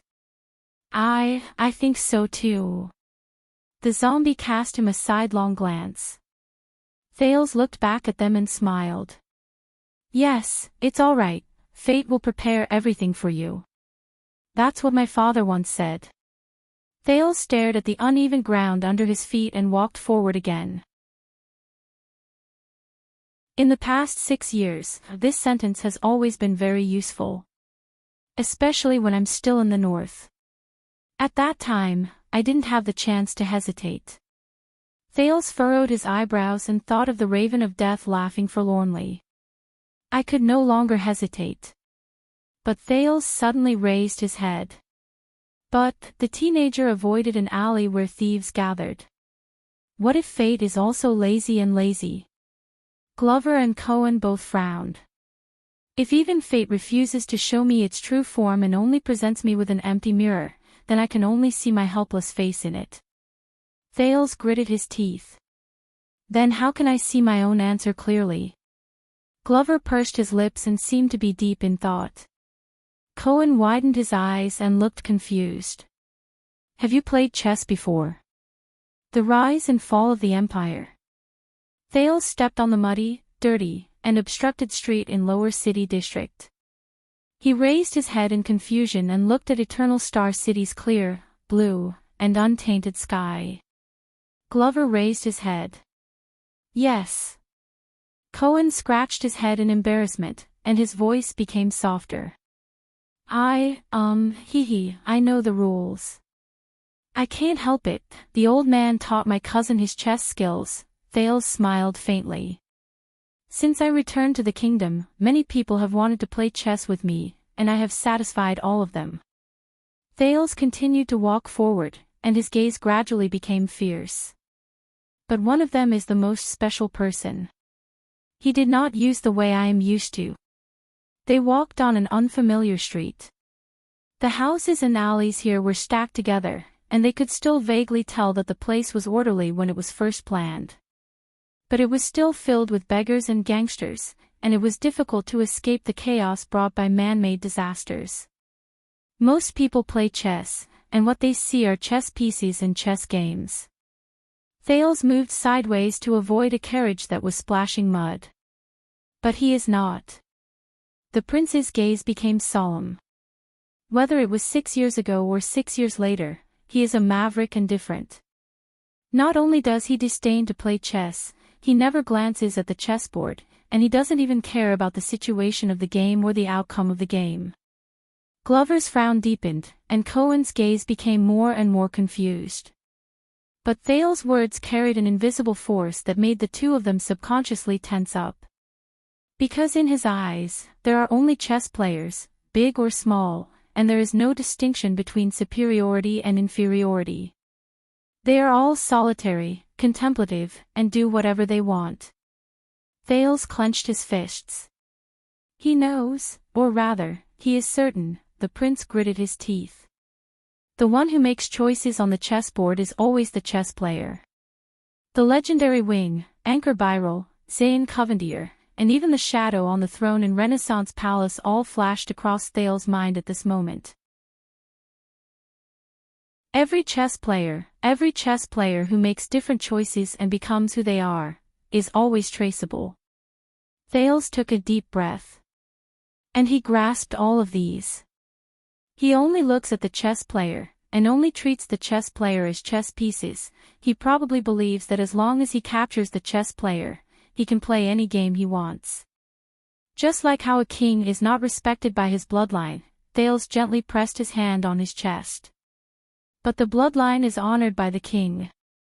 Glover and Cohen were silent. One was solemn, and the other was confused. Thales gradually sorted out his thoughts, and his tone was fearful. He is an opponent I have never seen before. His playing style can't even be described and evaluated as brilliant or inferior. His chessboard is formed by connecting different chess players together. For this, he is willing to tie his hands and feet, and even commit suicide to give up his chess pieces, and even overturn the chessboard. Thales' gaze was unfocused, and his mind was elsewhere. Just like some players know how to operate, some play operations, some know techniques, and some look at the big picture, but Thales sighed. He is only single-mindedly staring at the mainframe's power supply. Cohen finally did not feel lonely anymore. He was satisfied to see that Glover also revealed a confused expression at that moment. You'll get used to it. The police officer patted Glover's shoulder in satisfaction, as if he had been through this before. The prince is always like this. He always talks nonsense. I've seen it before. I am his personal guard who accompanies him day and night. Zombie's expression turned cold, and he flung Cohen's hand away without giving him any face. I don't need you to remind me. But Thales did not care about these small details. He was fully immersed in his own thoughts.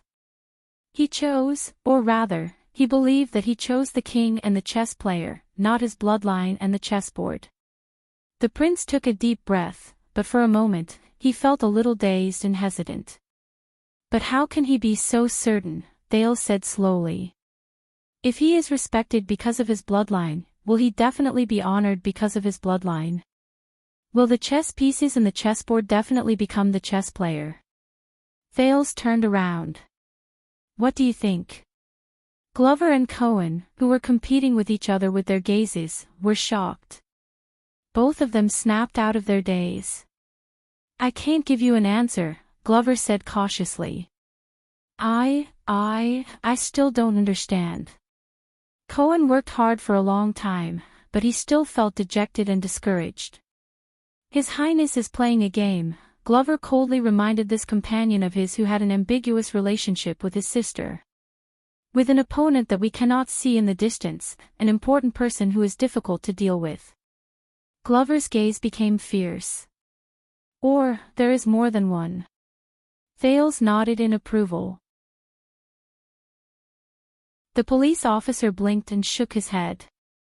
No, you guys are involved in politics. Why do you have to beat around the bush? But without waiting for Cohen to answer, Thales moved forward again, leaving Cohen, who was trying hard to express his opinion, behind, feeling wronged. So, he is forcing me into the game. Thales remembered the past, and his expression was as cold as ice. Or, he knows that a chess player like me, once I enter the game, I will become the chess player he wants me to be. Thales subconsciously tightened his muscles. Because of this, he gave me a sword. The prince's gaze went straight ahead, piercing through the streets, as if he saw something. Because he knows, or he believes, no matter where the blade is pointed, no matter what I draw the sword for, block or attack, slash or stab, once I pick up the sword, Thales said faintly, I will never be able to put it down again. Glover felt the Duke of Star Lake's struggle and hesitation, but he did not speak. But Cohen tried hard to blink. Where are you going? What are you doing? Sword, air. Cohen's gaze was profound at first, then lost. I am sorry, I still don't quite understand. It's okay, Cohen. Thales snapped out of his daze and exhaled, it's a good thing that you don't understand. The prince looked at him with a complicated expression. It means that you are very happy. Don't worry. But unexpectedly, the police officer shook his head decisively. No, Your Highness. Although I know you are secretly scolding me, Master Zadie told me that when you do not know whether to raise your sword, Cohen hesitated for a moment, but still said firmly, it is time to ask your heart of the sword. Thales was stunned. What? The heart of the sword, Cohen said solemnly and seriously. In the Tower of Eradication, without this thing, you cannot graduate. Humph, Glover crossed his arms and sneered. It's that stupid tower's theory again. Cohen glared at Glover in dissatisfaction, but in the end, he did not clash with Glover. Instead, he turned around and asked Thales, this is the Tower of Eradication's general view on the power of eradication. The power of eradication is not a tool, but a self. Its training is not the practice of skills, nor is it the repetitive repetition, but the training of the heart. It is the questioning of one's self, strength and body, appearance and spirit, skills and personality, actions and beliefs. The sword is external, the heart is internal, the moves and skills are external, and the power of eradication is internal. Only when the internal and external elements complement each other can one reach the pinnacle of the power of eradication. Thales was deep in thought. Cohen showed a nostalgic look. For this reason, as a training method, every swordsman and every fighter in the Tower of Eradication has to embark on a journey to find their own unique heart of the sword. There is no strong or weak, only whether it is suitable or not. The heart of the sword is connected internally and externally, so that one can achieve greatness. Your sword must be parallel to your heart, and their ideals are interlinked. Otherwise, at some point, your heart will always be disconnected from your sword. Your martial arts skills will only yield half the results with twice the effort, and your power of eradication will be sluggish and difficult to execute. Just like how you cannot force a meticulous and thoughtful swordsman to wield his sword freely, you cannot force a straightforward and rough fighter to be meticulous. Parallel, and their ideals are interlinked. Thales was slightly lost in thought. He remembered Ricky's explanation of the power of eradication in the Prison of Bones. Glover snorted in disdain. It sounds extravagant, but when it comes to fighting, Cohen ignored Glover, but looked at Thales instead. What about you? Where is your heart of the sword, Your Highness? Thales was silent. At that moment, he suddenly remembered Fakenhas's words. Hold on to your sword. Don't lose it. But at that moment, Thales suddenly felt his heart skip a beat. You've crossed the line, young masters. Almost at the same time, Cohen and Glover's expressions changed. Vigilantly and solemnly, they bent their knees and placed their hands on their swords, entering a fighting stance. It was only then that Thales noticed that at some point in time, the streets around them were already empty. It was eerily quiet. And right in front of them, a man with a resolute face and sturdy muscles crossed his arms. He stared at them with a burning gaze. His left arm was tied with a piece of black silk cloth, and it swayed gently. Looks like the scumbags along the way did not lie. The man watched Cohen and Glover's movements, and his gaze changed. They are indeed tough. They are worthy of this cloak. No wonder they dare to come to our street business. Thales stared at the black silk cloth and was lost in thought. Supra-class. Glover fixed his gaze on the resolute man. He makes me uncomfortable. Cohen took a deep breath. I know this guy. He's on the list of ex-convicts in the police station. The police officer was eager to take action. Thunder Axe Oskow. He served in the army before, on a warship in Eastern Sea Hill. Perfect, we can take this opportunity to, but right at this moment, Oskow whistled softly. Soon, the sound of footsteps rose from all directions. It went from scattered to deafening. In a few seconds, countless figures with black silk cloth tied around their arms appeared from the surrounding streets and alleys. They blocked the three of them so tightly that not even a drop of water could pass through. Glover and Cohen counted the number of people, and their expressions changed at the same time. This is also. Cohen's expression twitched a little. There are too many.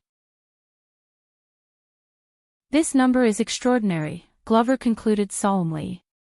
Thales furrowed his brows. Cohen exhaled. Damn it. I remember that gloomy-looking guy at the back on the left. Silent Killer Blayork. His background is still unknown. Thales turned his head to the left, and as expected, he saw a familiar face. Blayork leaned against the wall with his head lowered. None of the dozen thugs around him dared to approach him. And on the right. That's Steal All Adrianza. He's definitely one of the Northlanders who bullies the market and collects debts. He's a reckless Northlander. That's strange. These desperado subordinates are different. They usually don't gather together, Cohen pondered. Glover did not speak. He just moved his arm to confirm the extent of the whip injury affecting his movements.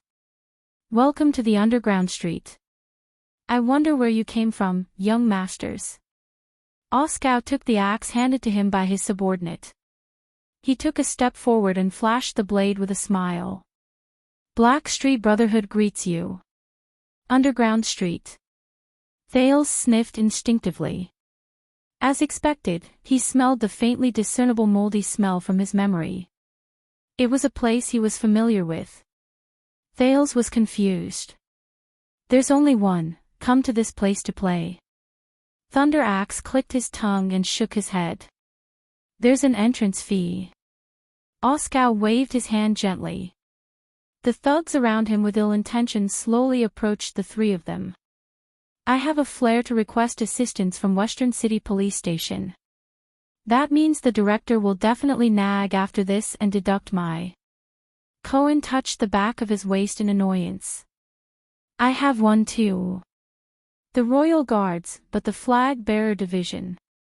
Glover said gloomily. But at this moment, Thales boldly took a step forward without hesitation. Is that so? Entrance fee. The teenager under the cloak ignored the dense crowd of people from the Brotherhood and looked straight at Oskow. You have to know, I quite like this place. The feeling every time I come here. With complicated and subtle emotions, Thales sized up the seemingly familiar streets around him. He sighed with emotion. It's like going home.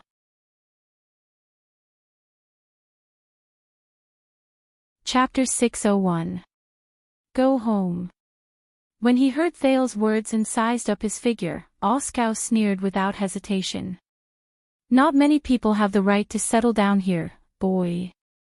Behind him, the Brotherhood's thugs, who were tied with black silk, also sneered. Their gazes were fierce, and they stared at the three people who were trapped at the fork of the alley with malicious intent. You don't know this. Thales curled his lips into a smile. He did not panic. As if he did not see Oskow, he looked behind him. Where is your leader? I want to talk to him. Thunder Axe's smile faded. Why? Glover looked worried. What does this prince want to do? Huh? Oh, right. Why? Cohen was confused for a moment before he reacted. He was puzzled at first, then he looked excited. Why, what do you want to do? Save the world again, just like in Northland. Thales turned around and grinned. Visiting a friend. Don't use the distress flare. Just protect my back. Cohen and Glover were stunned at the same time. I'm the leader here. Oskau's gaze on Thales became more hostile. You can talk to me. He swung the axe in his hand. Or talk to it. Thales sighed. When he was about to answer, hurried footsteps came from the alley. It's them. A few figures squeezed through the group of thugs and came to the side of the leader, Oskau. Thales recognized them. They were the Brotherhood Sleepless, the one who had chased them all the way to Laurel Club, Redmore, whom Thales had met at Red Street Market. I remember them. Redmore panted and pointed at the three people. Especially the big guy with the stiff face. Glover exhaled in displeasure. Cohen turned around in confusion and asked Thales and Glover, do we know him? Also, do I look stiff? Glover's expression became even worse. Are you sure it's them? Oskau was a little unhappy with Redmore, who suddenly cut into the group and interrupted him. There are so many of us. We're going to fight the Red Turbans. Don't waste our time for a few small fries. However, in the Brotherhood's team, Leork spoke faintly. Redmore is a sleepless. He wouldn't be wrong. Oskau shot a displeased glance at Leork. That's right, it's them. Redmore panted, straightened his back, and gritted his teeth. When they were in Red Street Market, they sneakily hid outside the One Night's Romance to watch. Then, they escaped into Blood Bottle Gang's territory. Now, they are here. There is definitely something wrong with them. Holy sh*T, Cohen blinked. He lowered his voice and was slightly surprised. How did he know we came from Red Street Market? Glover sneered and replied in a gruff voice, don't worry. Because you look like a prostitute. Cohen looked confused at first, then indignant. Thales shifted his gaze and observed almost everyone in the field. We're still very busy, so you three. Oskok waved his axe and said in a clear voice, are you going to surrender and confess, or are you going to wait for us? I told you. Thales suddenly spoke so that everyone in the room could hear him clearly. Your rank is not high enough. Let the leader talk to me. Oskok's gaze turned cold when he was interrupted. He first glanced around. The Brotherhood's thugs, who were whispering to each other, quietened down again. Every year, there are always noble young masters who are used to being bossed around. They can't stay still and think highly of themselves. They want to learn from stage plays, disguise themselves, and visit this magical place. Oskok stared coldly at Thales, who looked the youngest but was obviously the leader of the trio. Just to see how miserable our lives are, and then feel how good our lives are. His words caused many thugs to reveal looks of jealousy and hatred. Thunder Axe's tone changed and turned into a ferocious smile. Until they see how good our lives are, and how miserable their fates are. While they were at each other's throats, Glover felt the hostility from the people around him become more obvious. He could not help but clench his teeth. Enough. The Brotherhood's Steel All Adrianza pulled out a spiked mace and coldly said, what do you have to say? Let's talk after we beat him down. Across from him, Cohen unsheathed the load-bearer sword from its scabbard, ready for battle. Everyone. Thales had no choice but to cough loudly. Are we really going to do this? He exhaled and glanced at the densely packed enemies around him. It was all right. He was so close to catching up to the murderous disaster swords, the awe-inspiring Lampard's army formation, or the orcs surrounded by the surging black tide. To be honest, I'm already past that age. Thales said helplessly. Ayashchok frowned, but his eyes kept sizing up the moving troops, calculating the time to surround them. The young man spread his arms, completely ignoring the ferocious gazes of the countless people in front of him. I say, I'm really past the age where I can reveal my identity or show some of my strength, and then pretend to be profound in the midst of exclamations. I can scare my enemies so much that they piss their pants, and let passers-by think that I'm an invincible fighter. I can gain self-esteem, pleasure, and a sense of existence from this. Cohen and Glover looked at each other. So, please, I don't want to do that. Thales noticed that more and more thugs moved quietly and gathered behind them. I'm not interested in this method. Glover and Cohen moved their feet, widening their defense area and keeping an eye on the movements around them. Oh. So, which noble young master with an extraordinary status are you? After revealing your identity. Ayashchok's expression changed, and he showed a ruthless expression. Can you let us ask for more ransom? But the young man smiled faintly and did not care. In fact, I doubt whether my father will pay for my ransom. Based on past experience, he would probably rather that I be killed. At this moment, another cold voice rang out. How do you know? Ayashchok, who was interrupted again, saw the speaker clearly and said in dissatisfaction, Leork, but Thales chuckled softly and looked at the familiar face that he had seen countless times on the streets when he was young. His old friend. The quiet killer, Leork. At that time, this man always lowered his head and put his hands in his pockets. He walked leisurely with his shoulders swaying. He slowly strolled into the Brotherhood's territory like an ordinary local hooligan. But even Quide, who was used to being arrogant and despotic, did not dare to say anything when he saw him. And all the child beggars knew that they should not look him in the eyes. Thales dispersed the memories of the past and chuckled. Because I know my father. But the quiet killer shook his head. No. What I want to ask is, how can you be sure that the person who will lead us is Morris? Thales narrowed his eyes.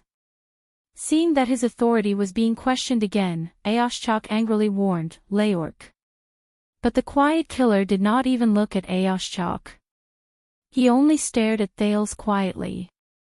Thales looked at the familiar face that had experienced many vicissitudes of life. He suddenly recalled the time when he was young, when he listened to the entanglement between him and Felicia. This guy. Thales pointed at Ayashchok. He rose to prominence during the era of the 13 generals. He has been Rhoda's blade. Ayashchok's expression changed. Steel Cone is Senza's fighter. Leork, your business is mediated by Morris. Thales nodded one by one as if he was familiar with them. He even seemed a little lazy. As for the sleepless over there, he is Lance's man. Leork, Adrianza, and Reedmore frowned at the same time. Glover was puzzled. Even though he was a child beggar from the Blood Bottle Gang, he did not know much about the Brotherhood's internal information. How did the prince? Cohen looked calm. After all, the Jade Stars knew everything. The Brotherhood has such a big operation and lineup, but all of you do not belong to each other. You are divided among the 4 leaders. This means that the leader is someone else. As for the one closest to this place, I can only think of Fatty Morris. Thales looked around and said loudly, why is he not out yet? But no one answered Thales's voice in the alley. It could only arouse the doubts of the Brotherhood members. Thales frowned and could not help but start to mutter. Did I guess wrong? Adrianza, who was in the crowd, snorted coldly.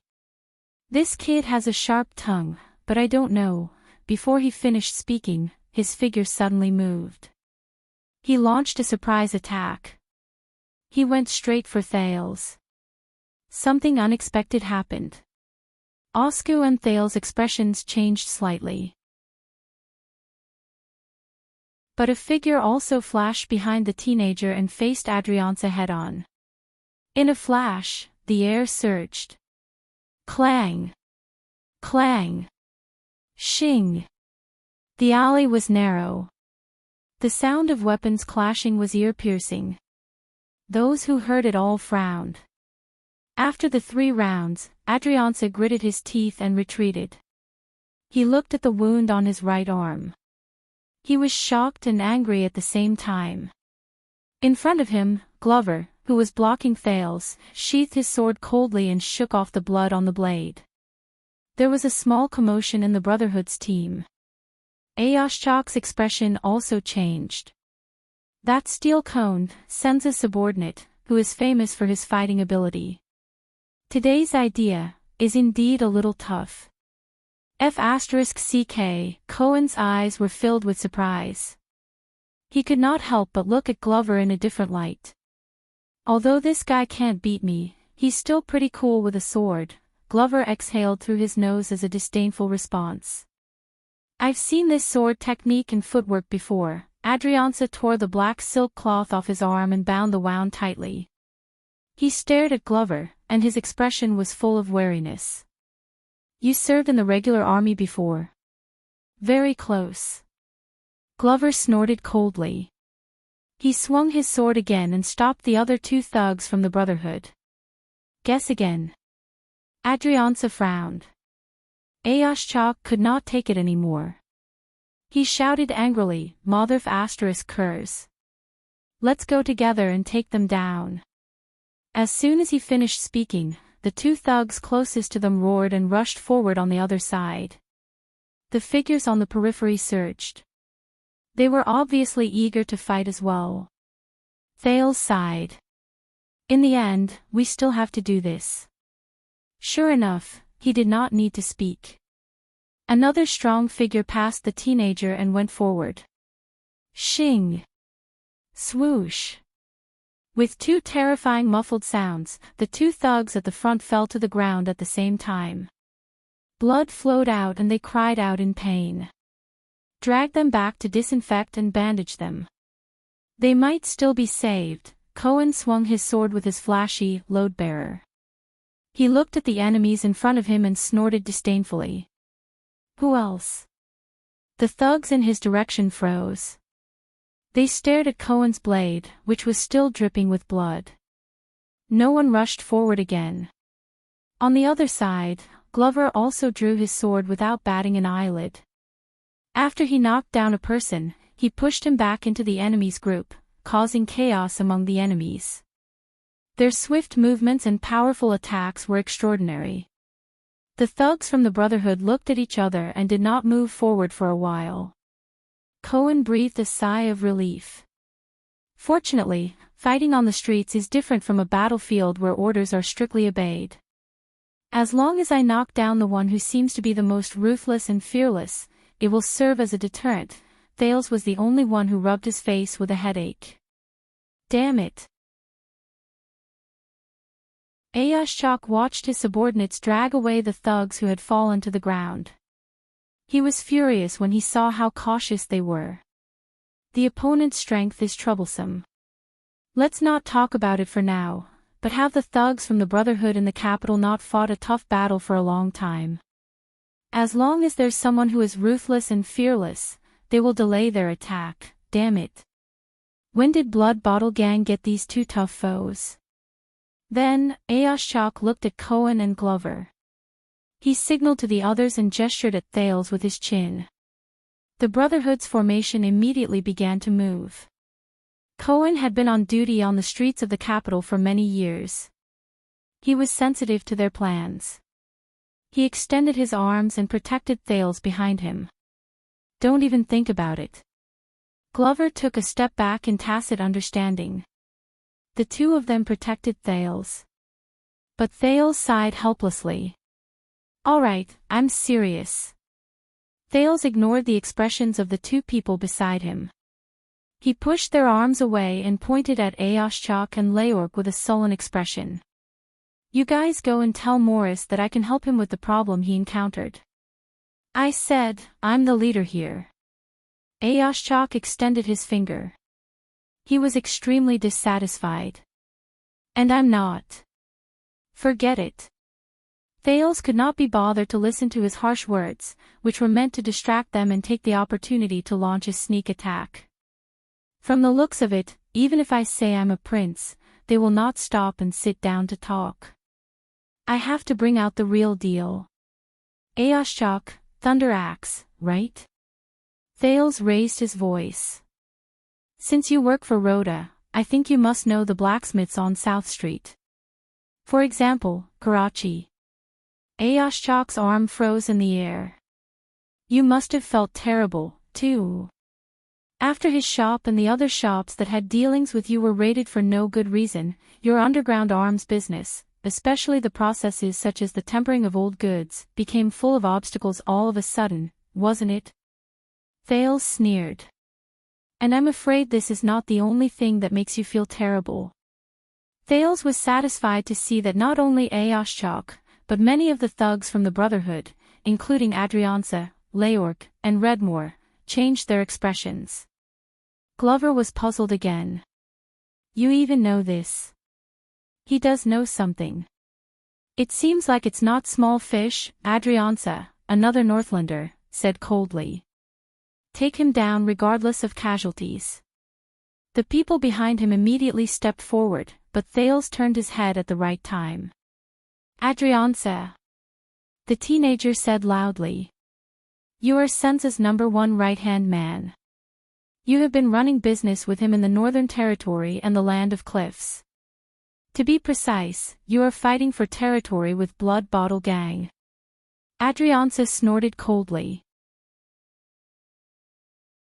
Over the past few years, especially after the alarm at Broken Dragon Fortress was lifted and peace returned to the Northern Territory's borders, you have been smooth sailing and forced Blood Bottle Gang to retreat.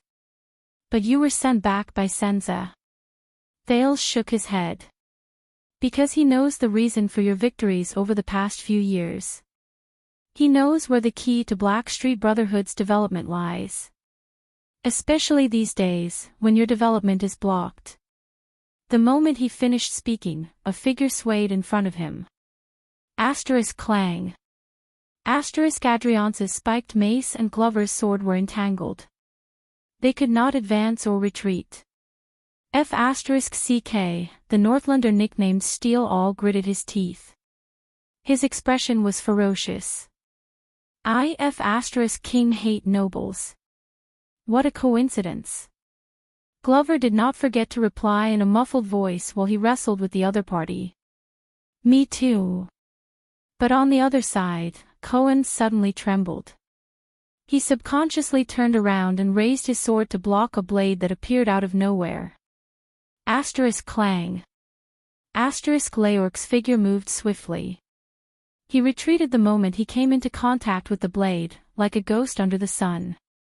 In an instant, the situation changed. Battle cries rose. The Brotherhood's hatchet men surrounded and attacked. Glover and Cohen shouted angrily. The two of them stood in front of Thales and protected him in the middle. They exerted all their strength to block the attacks from the swords and sabers. Thales knew that the situation was not good, but he had faced such situations countless times. He believed in Glover and Cohen's abilities. So, he forgot about the fear in his heart and calmly said, Leork. Are you not worried that you will be entangled with us here? Leork's gaze flickered in the crowd. Felicia has just escaped from danger. Aren't you going to take a look? Leork's expression changed.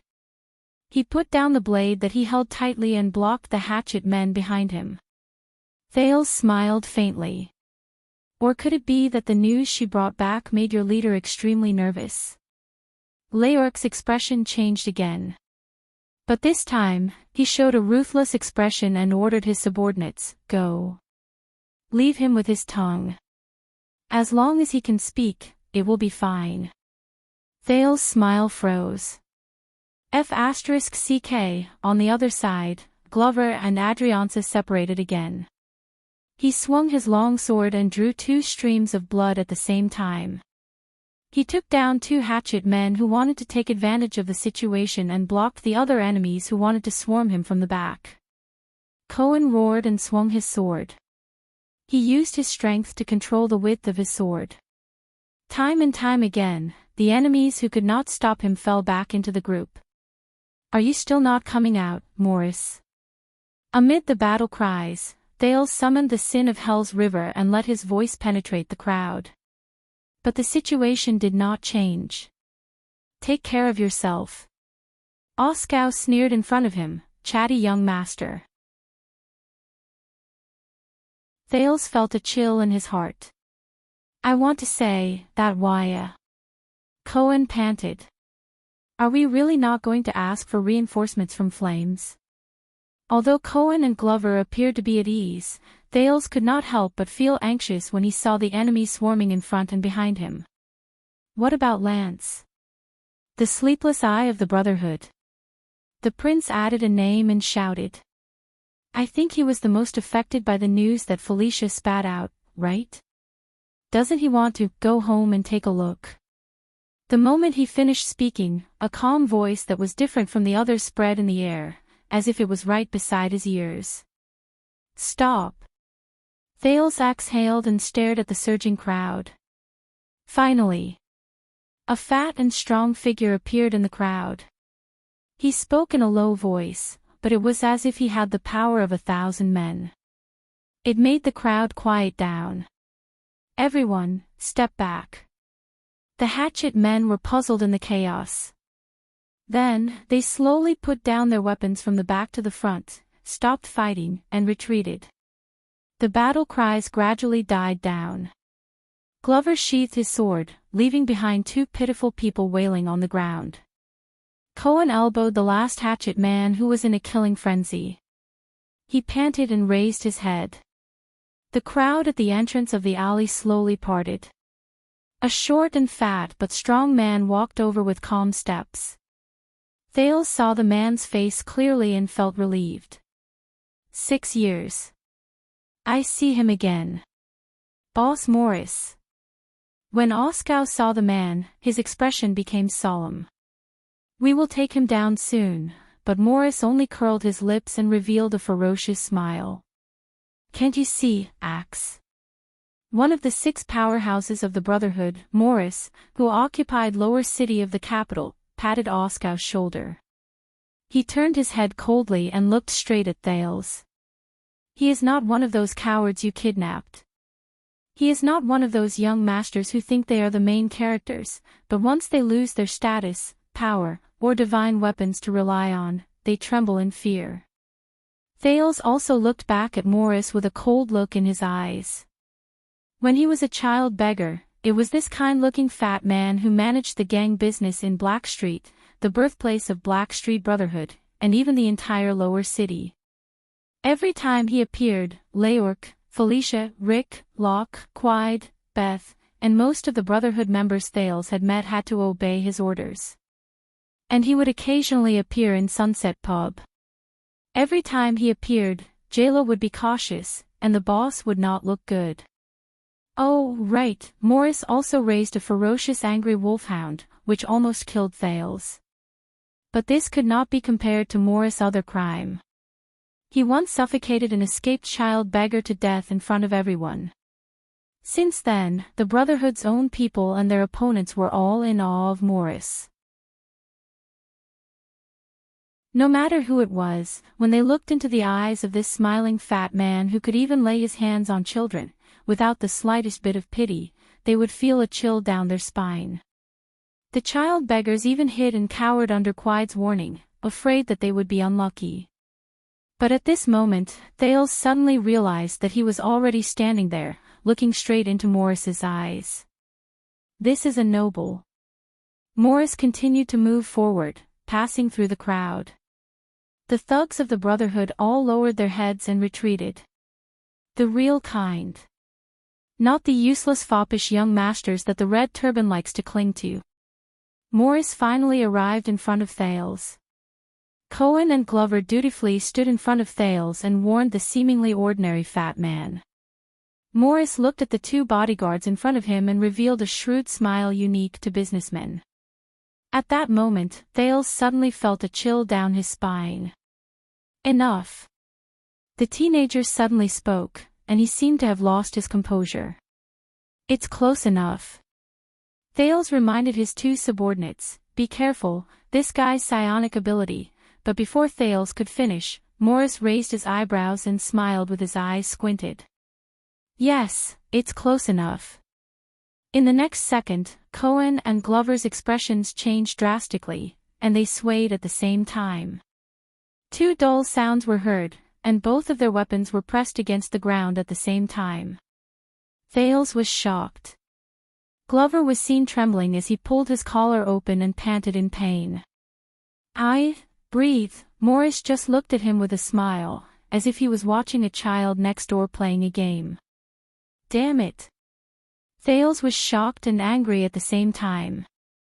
Morris's psionic ability is too far away. On the other side, Cohen's face was also red, and he desperately supported himself against the ground. I remember now, the Brotherhood, the fat boss, psionic ability, damn it, if only I had a chance, not too much, just 1 second to draw my sword, I wouldn't have to be so embarrassed in front of the prince, but you don't have that 1 second. In the Tower of Eradication, Master Zadie's words rang in his ears. If you don't snatch it, you don't have it. If you don't snatch it, you don't have it. Cohen angrily and painfully punched the ground, but it only made it harder for him to breathe. I recognize you. You're the infamous stupid police officer from the gang in Western City. Morris scrutinized Cohen, who had his hood down, and clicked his tongue. It must have been hard on your father for you to survive until now. Cohen trembled. F***ck, Glover's expression was ferocious, and he stared at his own hand with difficulty. Damn it, if it wasn't for the whip, I could. Morris straightened his back. This time, he looked at Thales. His smile did not diminish, but his gaze turned cold. Say it, kid, the fat man clicked his tongue. Who are you?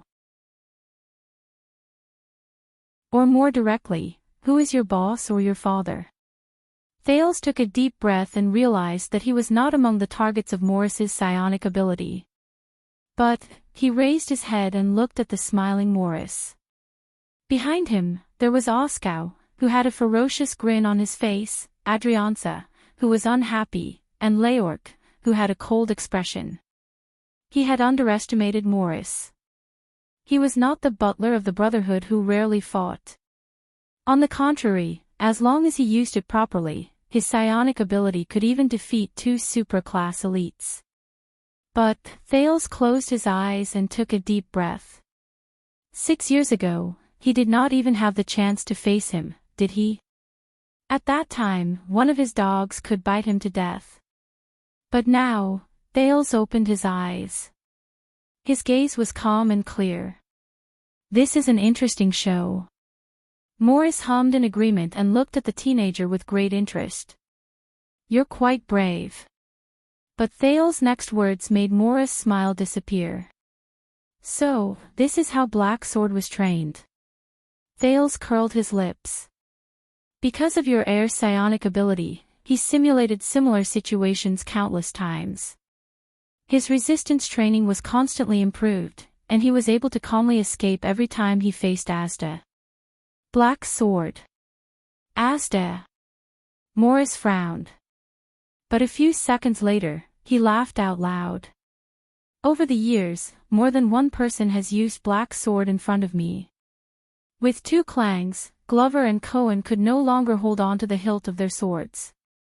They supported themselves with their arms. The air was thin, and their symptoms of hypoxia became more obvious. Thales was anxious, but he forced himself to calm down and stared straight at Morris. But Morris scratched his chin, his face full of nostalgia. They always talk like they're old foxes, pretending to be close to people to intimidate them. It's as if they're of high status and have big businesses. It's as interesting as saying, do you know the Kingdom's Wrath? I used to joke around with him. The Kingdom's Wrath. Thales thought about the man who carried him and charged into the enemy's formation with an aura as violent as a volcano. He frowned. In this world, there's probably no one who can joke around with that guy. As he thought about this, he suddenly laughed out loud in the midst of the crowd. I know. Thales also revealed a nostalgic expression. You don't fall for it. You've known Black Sword for a long time. You're very familiar with him. Perhaps 20 years ago, when you were still mercenaries in the Great Desert. Morris' gaze froze. Thales chuckled. Right, the 9 powerhouses. At that moment, the members of the Brotherhood looked at each other in confusion. Morris did not speak. He only pursed his lips and stared at Thales with a silent expression. The teenager also stared back at him quietly. But the next moment, Morris burst into laughter. Pretending to be profound and revealing some superficial secrets to make people think that you're well informed and that you're at an unfathomable level. I've seen this pretentious act before. Thales' expression did not change. He looked at Morris and shook his head. Very childish. Morris swung his arm, unconcerned. Tie him up and bring him back. But at that moment, there was another commotion in the Brotherhood. This commotion did not originate from the rear. Thales lowered his head. He was also slightly surprised. At some point in time, Cohen raised his head and stared at Morris. The glory of the stars surged madly, gushing out of his heart without any regard for the cost. It shone brightly on his skin. They provided him with an endless supply of extra energy, supporting the police officer to forcefully inhale much more oxygen than usual. It made him tremble, but he could not stop it. He stood up. Cohen gritted his teeth and spun the sword in his hand. His vision gradually turned red and blurred. It's time to get back at them. On the other side, Glover also stood up slowly. His power of eradication spread throughout his body, melting the stored substances and energy, reducing the discomfort in his body, numbing his pain and soreness, and making his expression cold. The zombie's eyes froze and focused on Morris. As usual, his pain disappeared without a trace. His emotions gradually became numb. His body became a cold, cruel, and fearless weapon again. It's time to kill. Oskar and Leork looked at the 2 people in front of them in shock. They knew what kind of burden and damage Morris' psionic ability would cause to a fragile human body. This is impossible. Morris was equally surprised when he saw the 2 people break free from the restraint of the psionic ability. I underestimated you, Morris murmured. This is an ability and quality that can only be trained in bloody battles. You're all seedlings of supreme class. Black Sword was right. Psionic abilities could catch people off guard. But they could not change the outcome. Morris touched his forehead helplessly as he looked at the 2 tough men who stood up again. He smiled bitterly and helplessly. You're right. TSK, TSK, TSK. Why are the elites always on the enemy's side? Thales nodded. He felt the same way. But this time, he smiled happily. Can we talk now? Morris' smile froze for a few seconds. Behind him, Oskar and Leork gripped their weapons. Cohen and Glover's expressions became even more terrifying. Finally, the plump man sighed and spread his hands. Glover and Cohen immediately felt that the air around them smelled good again. Then, they panted and returned to normal. Don't worry. I hate childish tricks too. The change in the situation made the prince feel at ease. He said loudly, we're all adults. Morris looked at Thales' tender face and furrowed his brows. Thales came to his senses and coughed. You know, during the age of the Empire, men became adults at the age of 14. They could go to war, get married, and have children. The teenager took a step forward. That's why I don't want to use my identity, and I don't want to use sensational news to scare people. Thales looked at him seriously. I'll say it again. I'm here to help you, Morris. Morris rubbed his hands. He looked around. The Brotherhood's thugs had calmed down again. He sneered. How? Returning to the battlefield he was most familiar with, Thales took a deep breath. The Blackstreet Brotherhood may be big, but there's no need for them to gather 4 big shots at the same time to carry out a normal street robbery, even if there are 2 muscular men behind them. Cohen shook his head. Glover swung his arms and snapped out of his previous state. Thales thought about what he had seen and heard over the past few days. He said faintly, "There's only one reason for you to be so nervous." Morris stared at the teenager. "You're talking nonsense." Thales ignored his words and sneered. "But what if it's not them?" Morris rubbed his hands together and paused. "If the culprit who kidnapped Felicia's people in your territory, if the culprit who destroyed your business, hindered your development, caused everything to go wrong for you, and caused you to run into obstacles everywhere, isn't the old enemy that you thought?"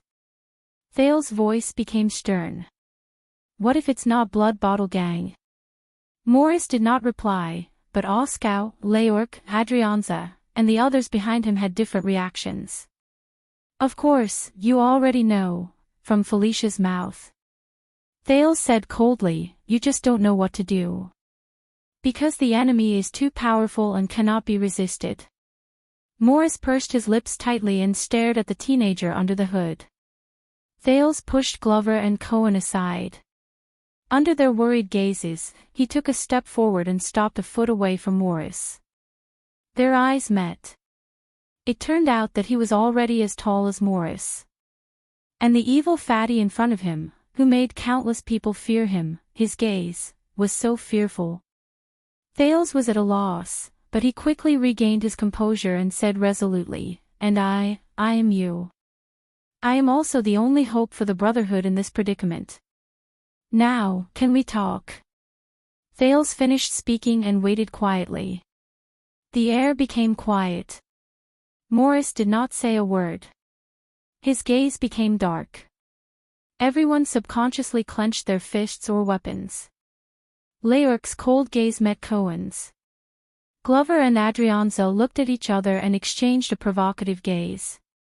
Finally, amidst the unbearable silence, Morris suddenly burst into laughter. "Ha ha ha ha ha."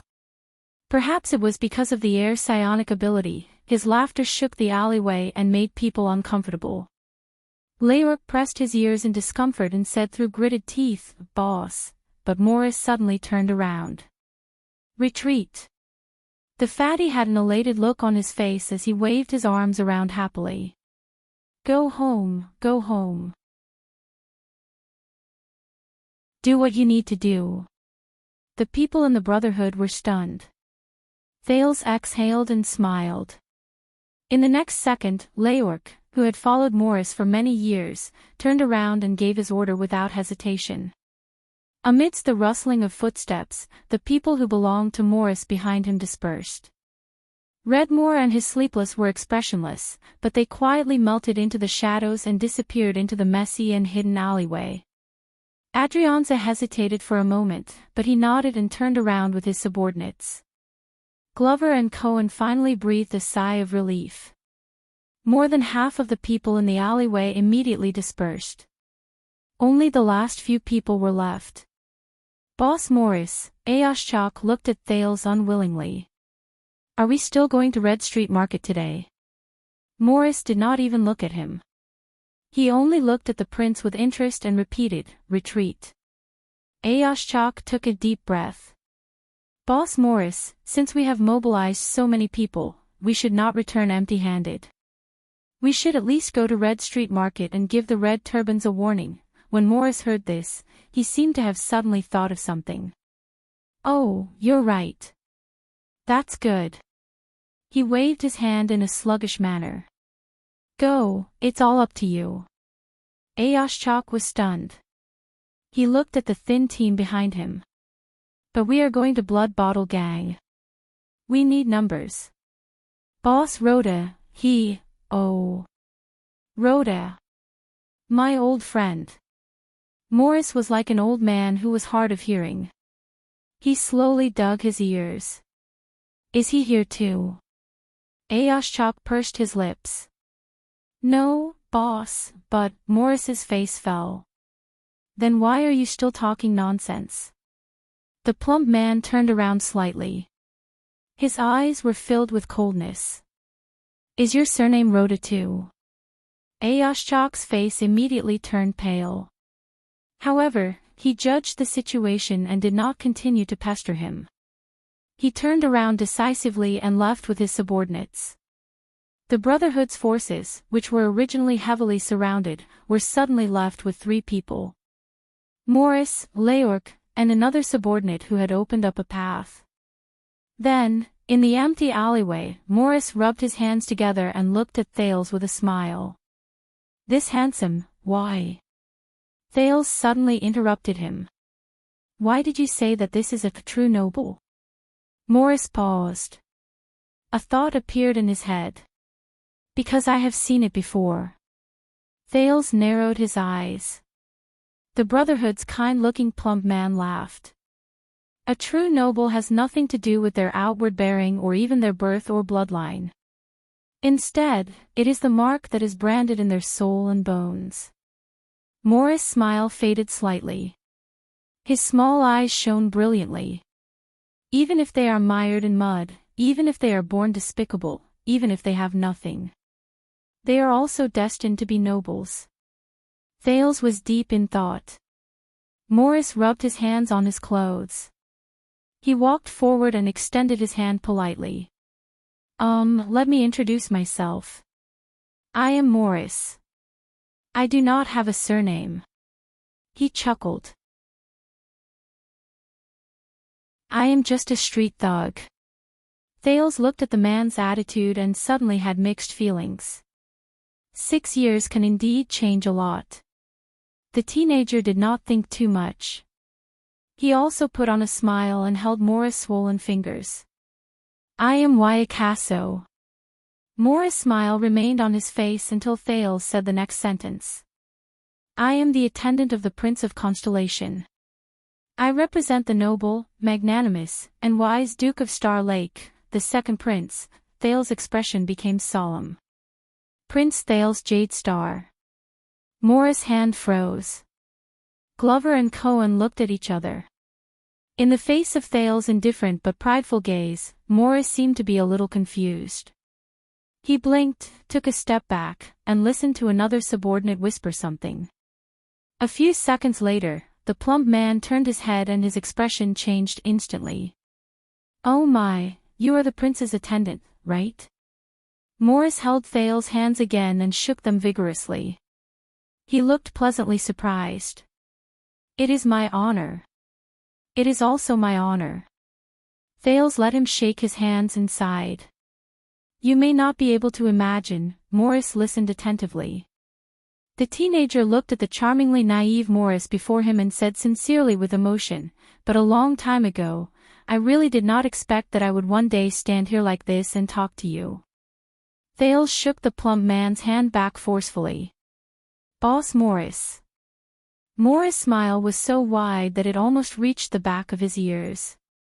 He clicked his tongue and shook his head. Oh my, you are too polite. Glover and Cohen looked at each other's change in attitude and showed disdain at the same time. Just a little bit, Morris smiled obsequiously. Thales' lips curled up slightly. As the son of Count Gilbert Casso and the attendant of the prince from a prestigious family, His Excellency Wyakaso is 24 years old this year.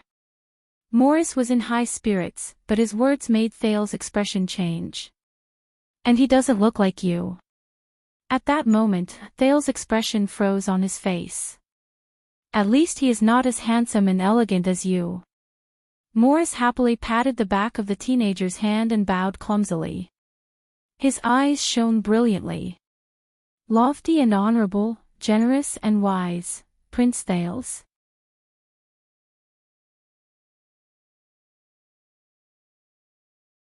Chapter 602. Underground Street, Grove's Pharmacy. Grove listlessly sent away a bruised thug from the Brotherhood and recorded his credit in his notebook. Only then did he sit down lazily behind the counter. He warmed himself with a bottle of wine as he watched his wife take care of the shelves. Not to mention the occasional street robberies and petty thefts. Even if everything went smoothly, there was basically no profit to be made from opening a pharmacy in Lower City District. But he, the slick Grove, still managed to take root in this notoriously chaotic place. He had been doing business peacefully for more than a decade. This was not something an ordinary person could do. Aside from the good connections his father had made while he was still alive, his good working relationship with the Blackstreet Brotherhood was also one of the reasons. Now, in the underground street, he was considered a big shot. Who would be stupid enough to give him a hard time? Every time he thought of this, Grove felt a little proud, which made him look around his shop even more contentedly. Occasionally, he would take a sip of the warm wine. "Dad, this business of mine is much better than when you swindled people back then, isn't it?" The door of the shop was pushed open, and the bell behind the door rang. And a gust of cold wind seeped in from the street. "There's a customer." Grove shivered in the cold and raised his head reluctantly from behind the counter. "Don't tell me it's those ignorant thieves. They haven't stopped for more than a decade. It's winter now, and there's a shortage of herbs. We don't have enough typhoid medicine. If you must buy it, the price won't be cheap." Grove, who was repeating himself mechanically, was stunned when he saw the customer. The person who opened the door was a strong man with a stiff expression. He lifted his cloak to reveal the sword hilt at his waist. He looked down at Grove from above. Behind him was another large man who was about the same size. The latter was unlucky enough to be caught by the doorbell's rope. He was shocked. Then, he held the weapon at his waist and looked around unhappily. Grove was a little puzzled. He had never heard of these two people in the Brotherhood. Were they new? Or robbers? Having lived in Lower City District for a long time, Grove's first reaction was to reach for a knife under the counter. But the appearance of a third person made him change his mind. It was an average-sized man with a childish face. He was clearly a teenager who was still growing. He lifted his hood and scanned the shop in a daze. This was strange. Grove mumbled. He had seen a lot over the years. He had met all kinds of customers, those who were just shopping, those who were sincere in bargaining, those who were poor but pretended to be rich, those who were rich but stingy. However, he couldn't tell the background of this young man. He couldn't tell if he was a second-generation noble from a wealthy family or a commoner from the lower city who was used to living a hard life. He couldn't tell if he was a gangster who had been beaten up, or if he was a harmless and adorable hedonistic young master. The young customer did not pay any attention to him. He just stretched out his hand and stroked the rows of shelves like a wanderer who had just returned home.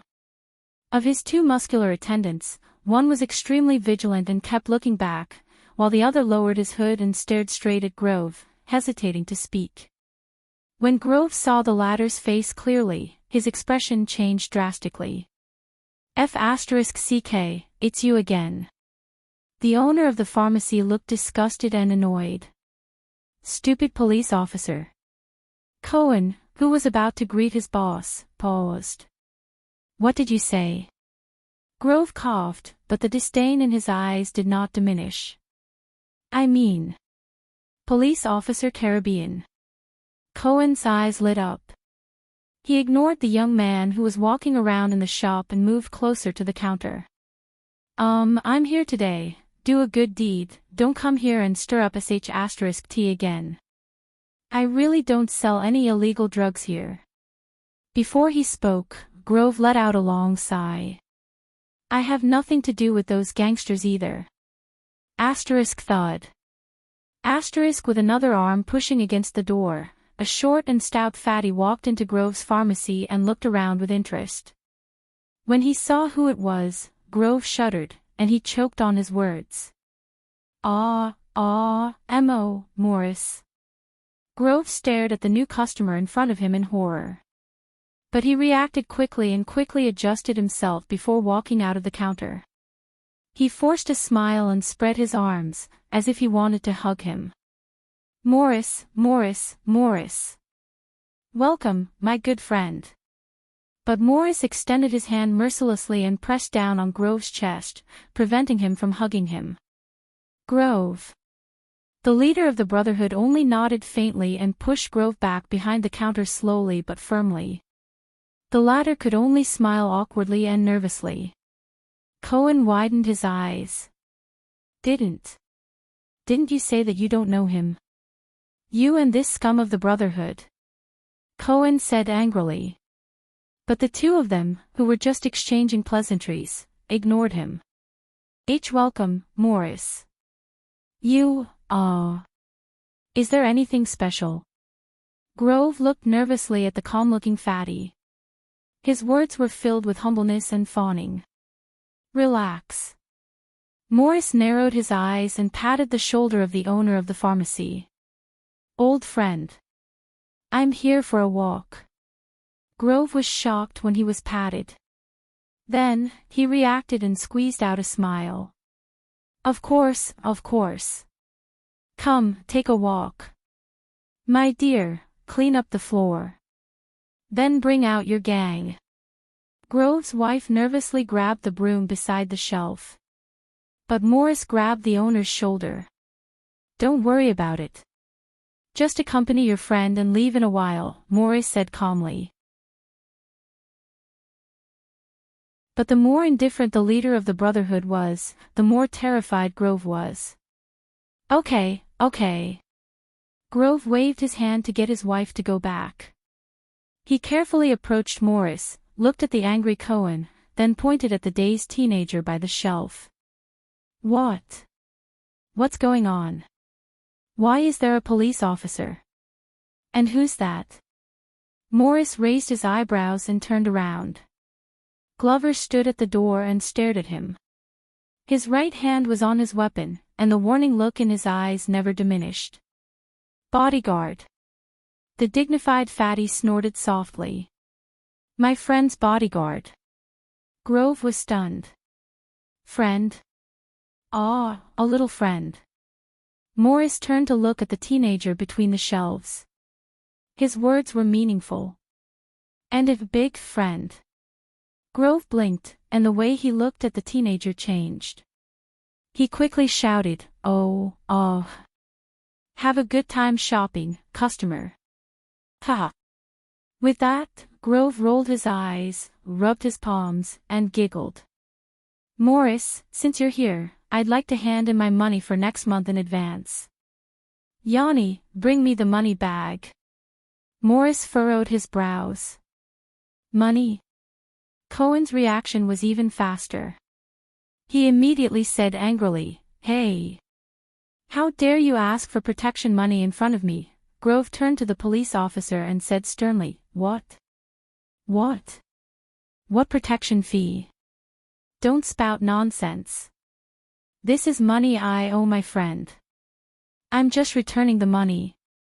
Do you understand? Returning money. Is there a money for returning money? Cohen jumped up and said earnestly, I'm telling you, don't be afraid. I'm telling you, don't be afraid. The police officer is here to uphold justice for you. On the other shelf, the shopkeeper's young wife walked over shakily. But, dear, didn't you just hand in the money last month? Grove seemed to have found a breakthrough. He turned around and said fiercely, Why are you spouting so much nonsense? B*TCH. His wife cowered a little from his roar. Morris is our good friend. Why would you be so calculative? Grove waved his hand with a look of extravagance. Just hand it over. He then turned to look at Morris, who had a complicated expression on his face. He became friendly and ingratiating again.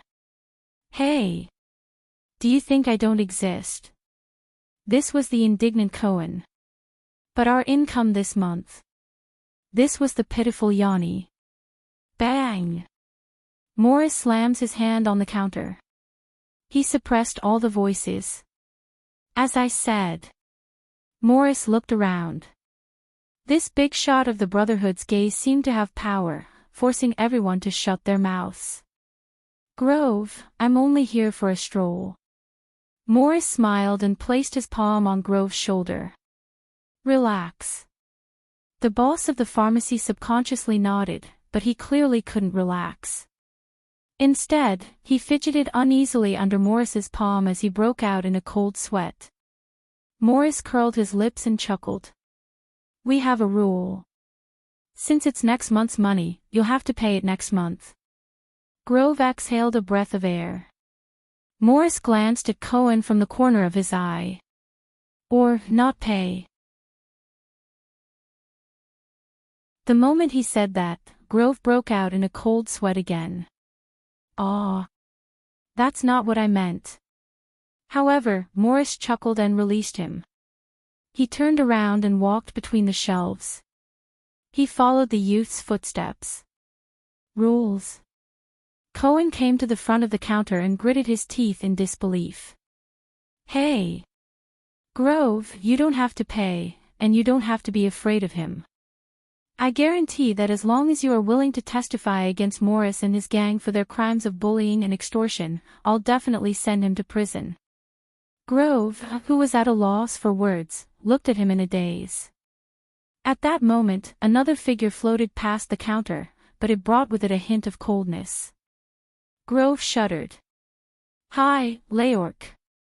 Grove looked nervously at the back of the person who passed by and forced himself to squeeze out a smile. The medicine I sent the other time is still useful, however. Silent Killer didn't even look at him. He only walked past the counter and followed his boss. Grove's greeting hand hung awkwardly in midair. Cohen looked at Leork's back and then at the petrified Grove. He felt that his previous words had been for nothing. He chased after Silent Killer angrily. No, you did it on purpose, right? Let me tell you, Leork, you still have 3 unsolved murder cases. Wait until my colleagues gather all the evidence. However, Leork didn't even look at him. He was expressionless. Excuse me, I want to eat pie in the kitchen. Cohen was stunned. Eat pie? You're really here to seize people's wealth. However, before he could do anything, Glover, who was beside him, covered Cohen's mouth. Ugh. Ugh. No, I want, ugh. The zombie's expression didn't change as he pushed and shoved the police officer into a dark corner. The shop finally quietened down. At this moment, the young man who was quietly looking around the Grove Pharmacy on the other side of the shelf suddenly turned around and called out to the owner's wife. You're Yanni, right? The boss wife, who was tidying up the shelves with her head lowered after being wronged, was shocked and raised her head. Yes, yes. This, customer, how can I help you? The youth who was leisurely touring. Thales saw the other party's appearance clearly. It was a young woman with gentle eyes and gentle brows. You're a helper here. The young boss wife obviously knew that the person in the shop was someone from the Brotherhood. She had yet to recover from the atmosphere just now. She spoke carefully. Yes, I've always been a helper here.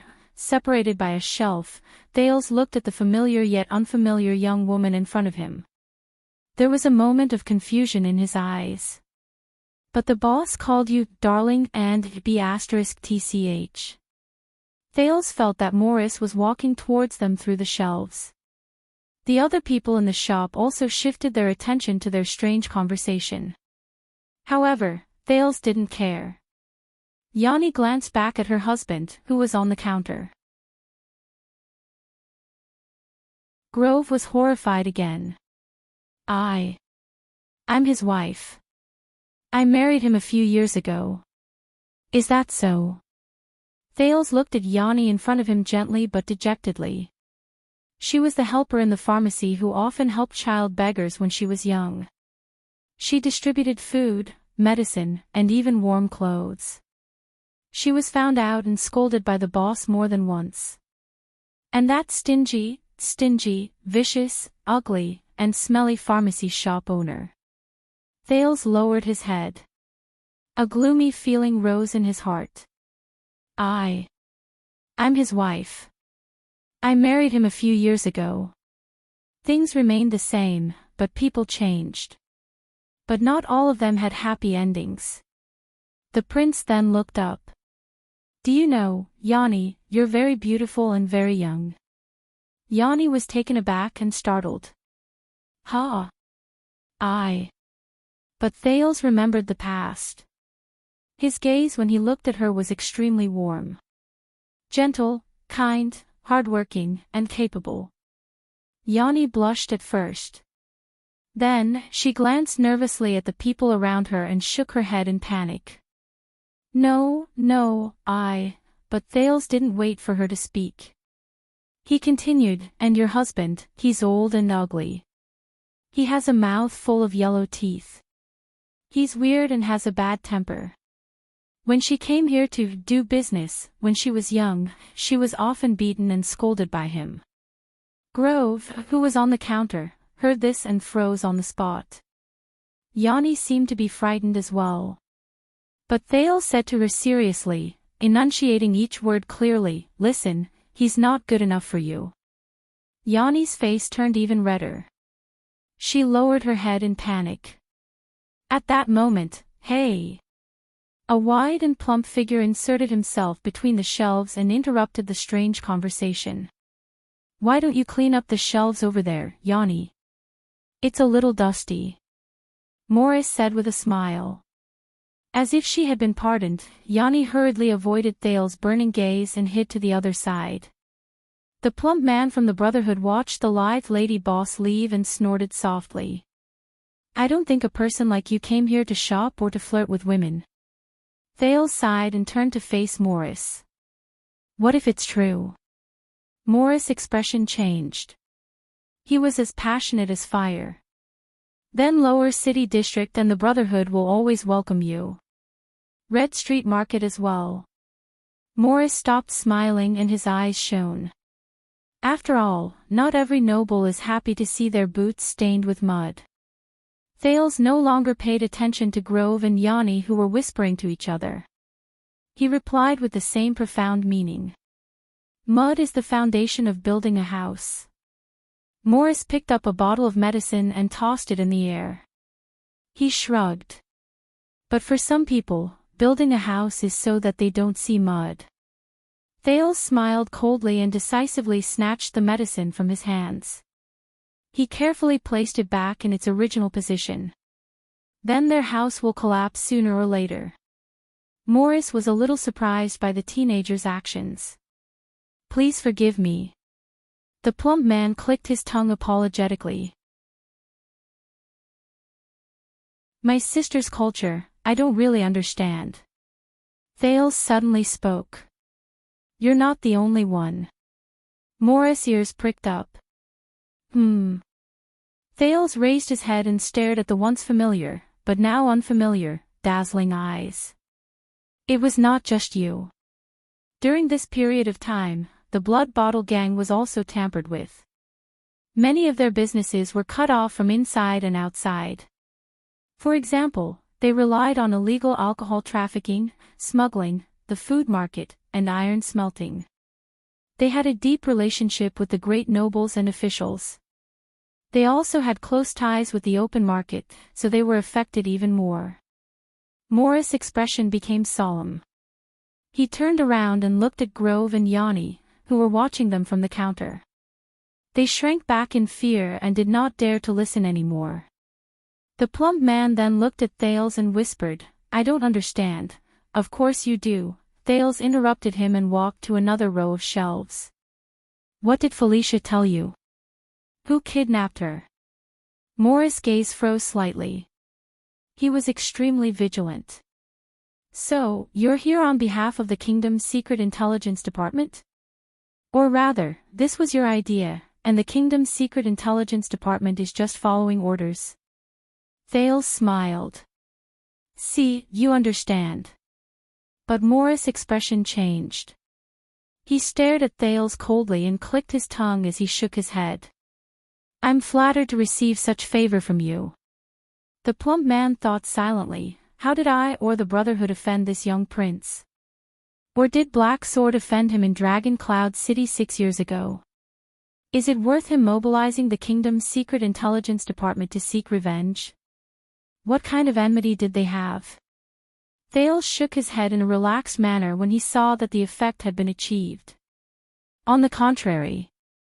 The prince stopped in front of another row of shelves selling typhoid medicine and said seriously, "I'm not related to the kingdom's secret intelligence department. I have nothing to do with the secret intelligence department.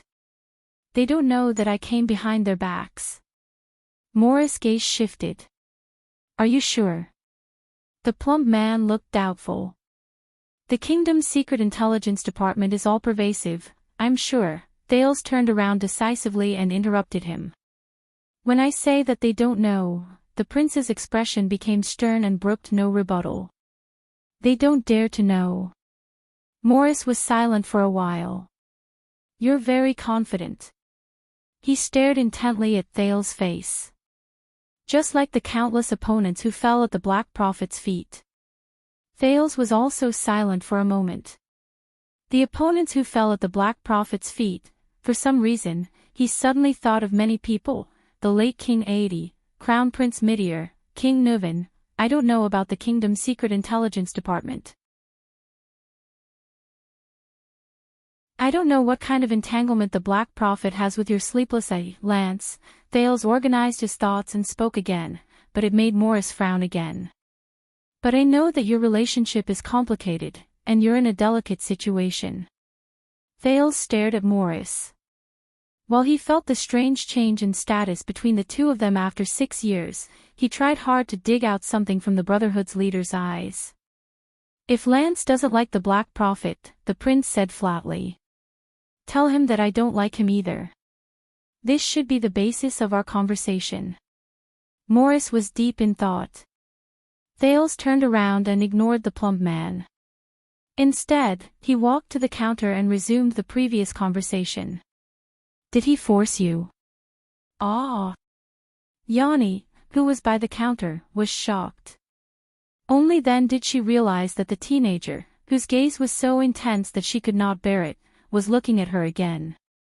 Thales stared at Grove, who was behind the counter. He suddenly realized that Grove was looking at him and Morris, who was behind him. He had long since shrunk into a ball out of fear. He no longer had the image of a vicious, ruthless, and petty boss. "You used to be a helper here, and he was the boss. Does that mean he forced you to marry him?" Yanni was stunned. Thales' gaze became stern. "For example, if you don't marry him, you won't have a job." Grove, who was behind the counter, trembled. "No." Seeing her husband's fear, Yanni also snapped out of her daze. She said in a trembling voice, "Of course I didn't. I volunteered." "Volunteered?" Thales raised his voice and stared at Grove, but it gave him the illusion that he was looking down on him. "You could have made a better choice. It didn't have to be him." Cohen, who reappeared from a hidden corner, happened to see this scene. He was stunned for a second. "Ha!" Grove was about to speak, but when he saw Cohen and Glover's size, he was instantly terrified and could not even speak. Yanni bit her lower lip and grabbed her husband's hand. I. Thales turned around. His gaze on Yanni returned to being gentle.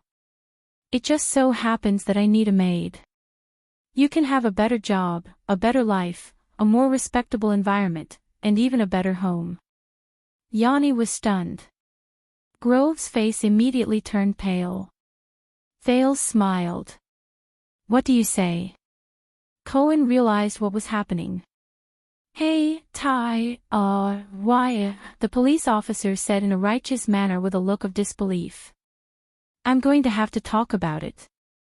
What you're doing is considered kidnapping," but he could not finish his sentence. With a glance from Thales, Cohen's mouth was once again covered by Glover, who had the advantage of capturing him. He was dragged into a corner and became silent again. At that moment, the voice of another troublemaker came from behind. "Cough, cough, cough. King. Ty. palace. Irk. Morris coughed. He finally found a suitable form of address after much difficulty. My little friend. He walked forward with a face full of smiles. You know, the customs here are different from those in Northland. We don't do this, but Thales ignored him.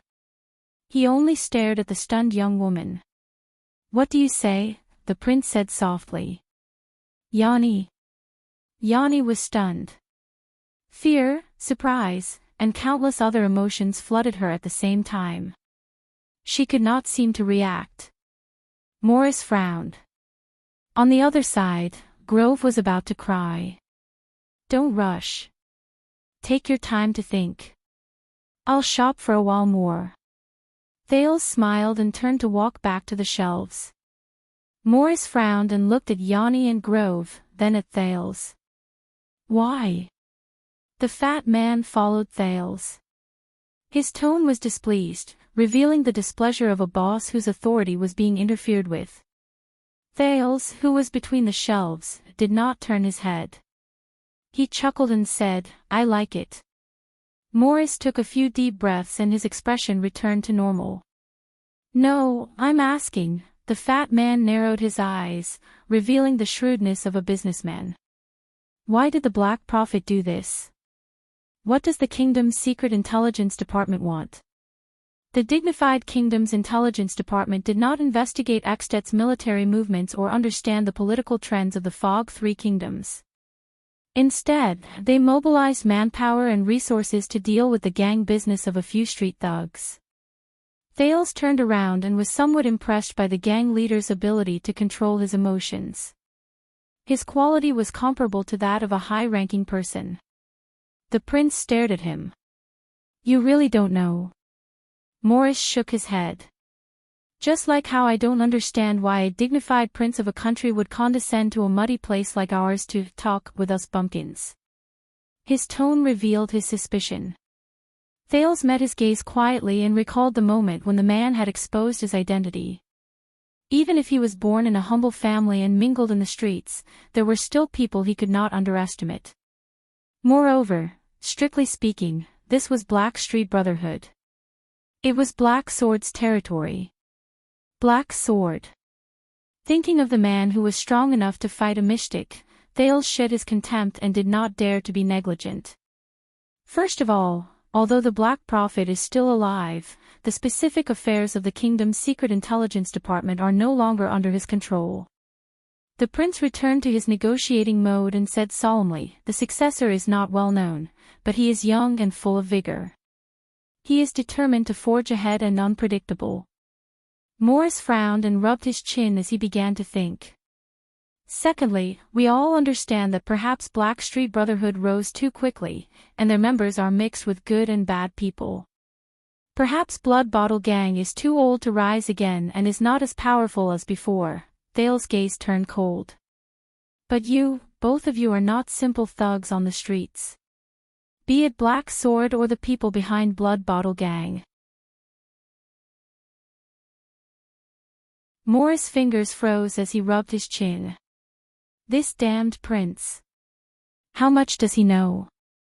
As for why the kingdom's secret intelligence department did this and why they attacked the two gangs that are closer to the bottom of society, I don't know either. Thales stood between the shelves coldly and crossed his arms. I neither care nor care about the details of the kingdom's secret intelligence department's actions. He disliked it even more. Morris' eyes darted around. You don't know. He sneered. Then what do you want to talk to me about? What can you help me with? Did you really come here just to say a few harsh words, stroll around, admire the scenery, and flirt with women like an ordinary rich playboy? Morris glanced at the counter, and a flash of viciousness appeared in his eyes. A day trip to Lower City District? But Thales just smiled. I'm here to look for medicine. Morris was stunned. What? You know, winter is coming again. Thales sighed. Prepare clothes to ward off the cold, and prepare medicine to treat illnesses. Morris was silent for a moment before he smiled again. He looked tacky, honest, rude, and straightforward. Don't talk in riddles. We are really cultured. At this moment, Thales suddenly raised his head and spoke loudly to Yanni, who was whispering to Grove. Are all the typhoid medicine here? Yanni and Grove jumped in fright. Yes, there are still some in the storeroom, Yanni said while trembling with fear. Thales smiled. Very good.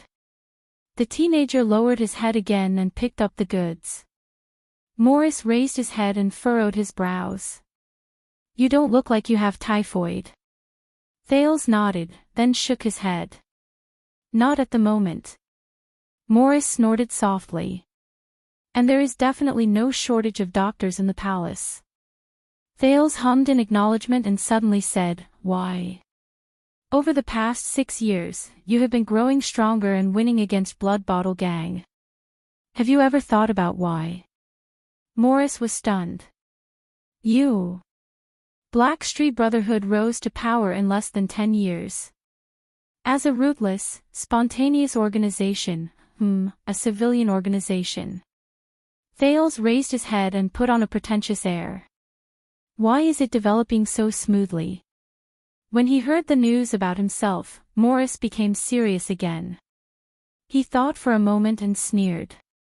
We are young, better organized, less burdened, stronger willpower, and at the same time, we have a greater strategic vision. He took a step forward. Also, 6 years ago, we fought a great battle in Red Street Market and defeated Blood Bottle Gang, but Thales shook his head firmly and interrupted him. No. Morris was stunned. The prince also took a step forward and met Morris's gaze. His tone was resolute and decisive. Because the kingdom needs you. Thales said slowly. The situation needs you. The era needs you. Morris was stunned. What? The kingdom needs you. But Thales did not give him a chance to ask. He turned around and continued, as an underground force in the kingdom and a black glove that is not afraid of getting dirty, Blood Bottle Gang has an unclear relationship with many local tyrants over the past decades. The transfer of benefits and the binding of relationships are even more deep-rooted. When he said this, Thales' gaze became fixed. For example, the Iris family of South Coast Hill, Covendere. Morris was deep in thought. Thales stopped and carefully studied a bottle of typhoid potion. Yes, between the king and the vassals, between the central government and the local government, between the capital and the entire territory, Thales' gaze gradually became absent-minded. Blood Bottle Gang, which rose to power by smuggling at the borders, chose to fall into the most influential and deep-rooted party from the very beginning. It was also the most difficult to get rid of them. To be the vanguard of others is to be protected by others. Thales stared at the potion in his hand. This is something I only understood after I stepped into politics for many years. It is also the reason why they have been able to flourish and stand tall even though they have suffered heavy blows from the kingdom's officials for decades. Morris did not speak. He only furrowed his eyebrows and pondered deeply. Otherwise, you would have seized the entire Red Street Market during the one-night war 6 years ago. You could have even followed up on your victory and seized more. Thales put the potion back and remembered the experience that changed his fate that night. He sneered and said, Why did you have to give up half of the territory you seized and make peace with Blood Bottle Gang, which was greatly weakened? Why did you draw a line between us? Morris scratched his chin. His dazed gaze became clear again. It's interesting to hear. It's more interesting to play with them, Thales said decisively. He turned around abruptly and looked straight at Morris. Although we are both gangsters who live on the streets and fight for our lives, Blood Bottle Gang has a large business and a deep foundation, while the Brotherhood started from the grassroots. Thales' eyes were bright and piercing, as if they were burning the air. Logically speaking, you are not their match. When the referee and the banker are on the same side, how can you still play? Morris pursed his lips and looked serious. But we are winning, he retorted with a hiss. Yes, Thales nodded and admitted. You are winning. But his gaze immediately became brighter. His voice was like a blade, and each word was like a knife. Not for anything else. It's precisely because of a series of events that happened in recent years, the Duke of Star Lake's voice seemed to have magic. Because there is already a successor to the throne, because the royal family's rule is gradually stabilizing, because the kingdom's political situation is gradually becoming clearer, because Constellation's national strength is recovering, because Xdet's inevitable decline, because the borders are no longer in turmoil, Constellation will be free from the heavy pressure, you will be victorious. Thales said resolutely. 6 years, or even 18 years after the Bloody Year, the entire chess game in Constellation will change drastically, and the offensive and defensive positions will change. Central, South Coast, Northern Territory, Eastern Sea, Western Desert, and Blade Edge. When the traditional tyrants in these places will either lower their heads and admit defeat, restrain themselves, or fall from exhaustion. Morris was a little absent-minded at first, but as Thales went deeper, he gradually became serious.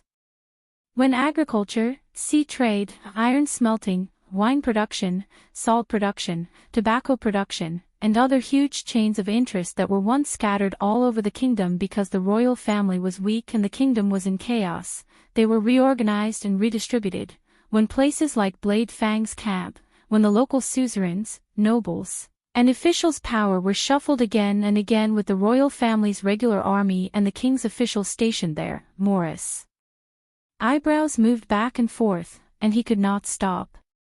When Blood Bottle Gang, who had been drawing grey nutrients from these empty spaces, when they lost their local connections and protection, when they lost their source of flesh, blood, and food, when they lost their backing and confidence, when the letters they wrote to the Covendier family for help never came back after the iris flower submitted to the 9-pointed star, Thales' voice became calmer and more solemn. How can Blood Bottle Gang, the gang nobles who have been at the top for 100 years, not become weak, not rot, and not fall? He stared at Morris' eyes, which had clearly wavered. How can you, the new challengers, not win and become stronger? Morris gulped. His eyebrows were solemn. Thales turned his gaze away and exhaled.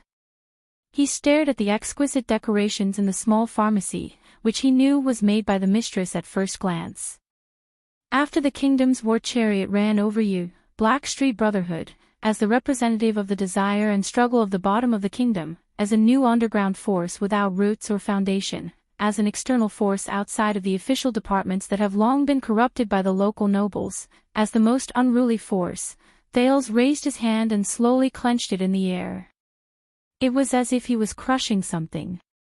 With the tacit consent of the royal power, it was only natural and unimpeded for you to nibble away at Blood Bottle Gang's body after it fell.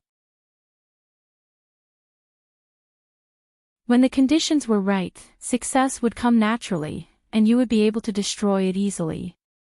Morris stared at Thales' hand in a daze. This is the truth behind how Blackstreet Brotherhood was able to completely shake their underground hegemony in the past 10 years and usher in a golden age. Thales clenched his fists, and his voice tightened. You won, not for anything else. The prince's gaze was as sharp as a sword. It is precisely because the kingdom needs you.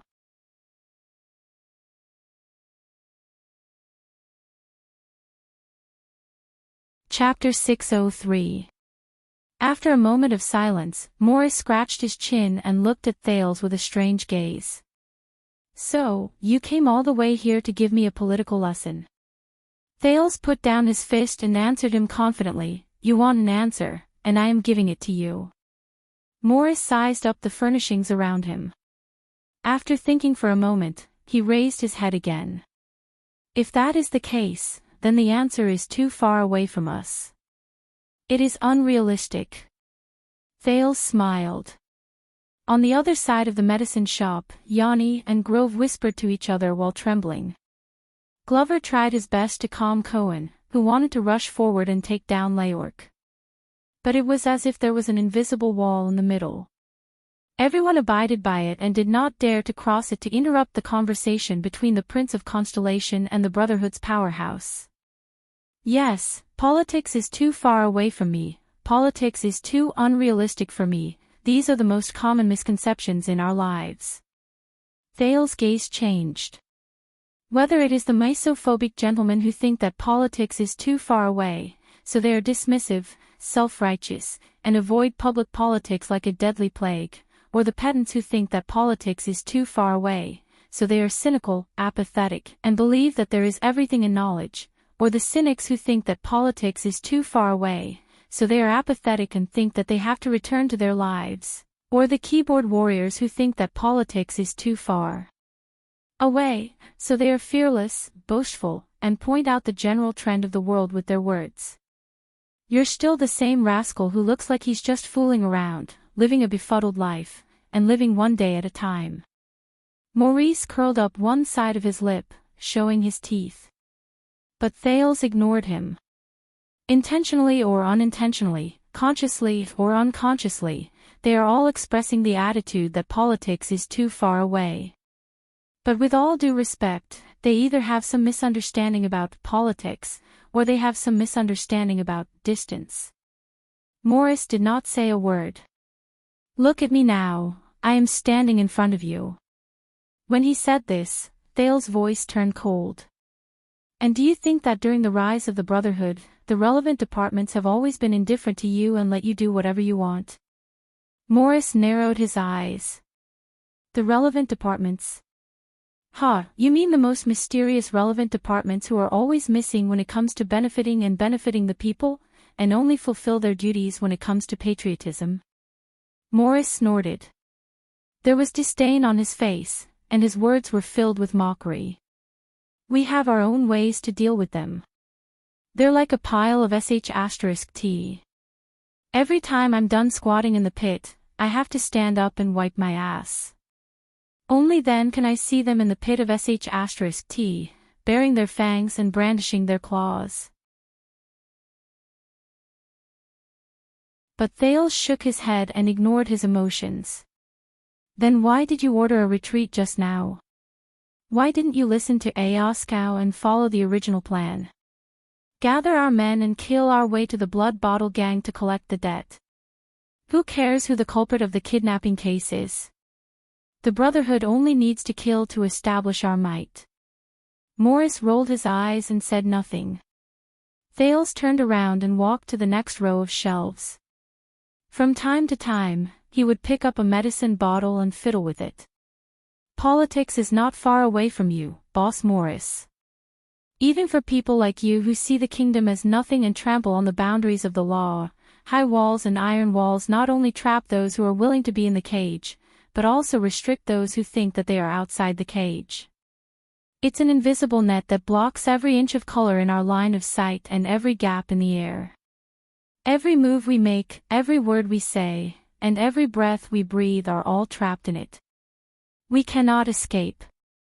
Thales stared at the medicine bottle in his hand and felt its sturdy wall. He was lost in thought. Morris was silent for a few seconds before he let out a low snort.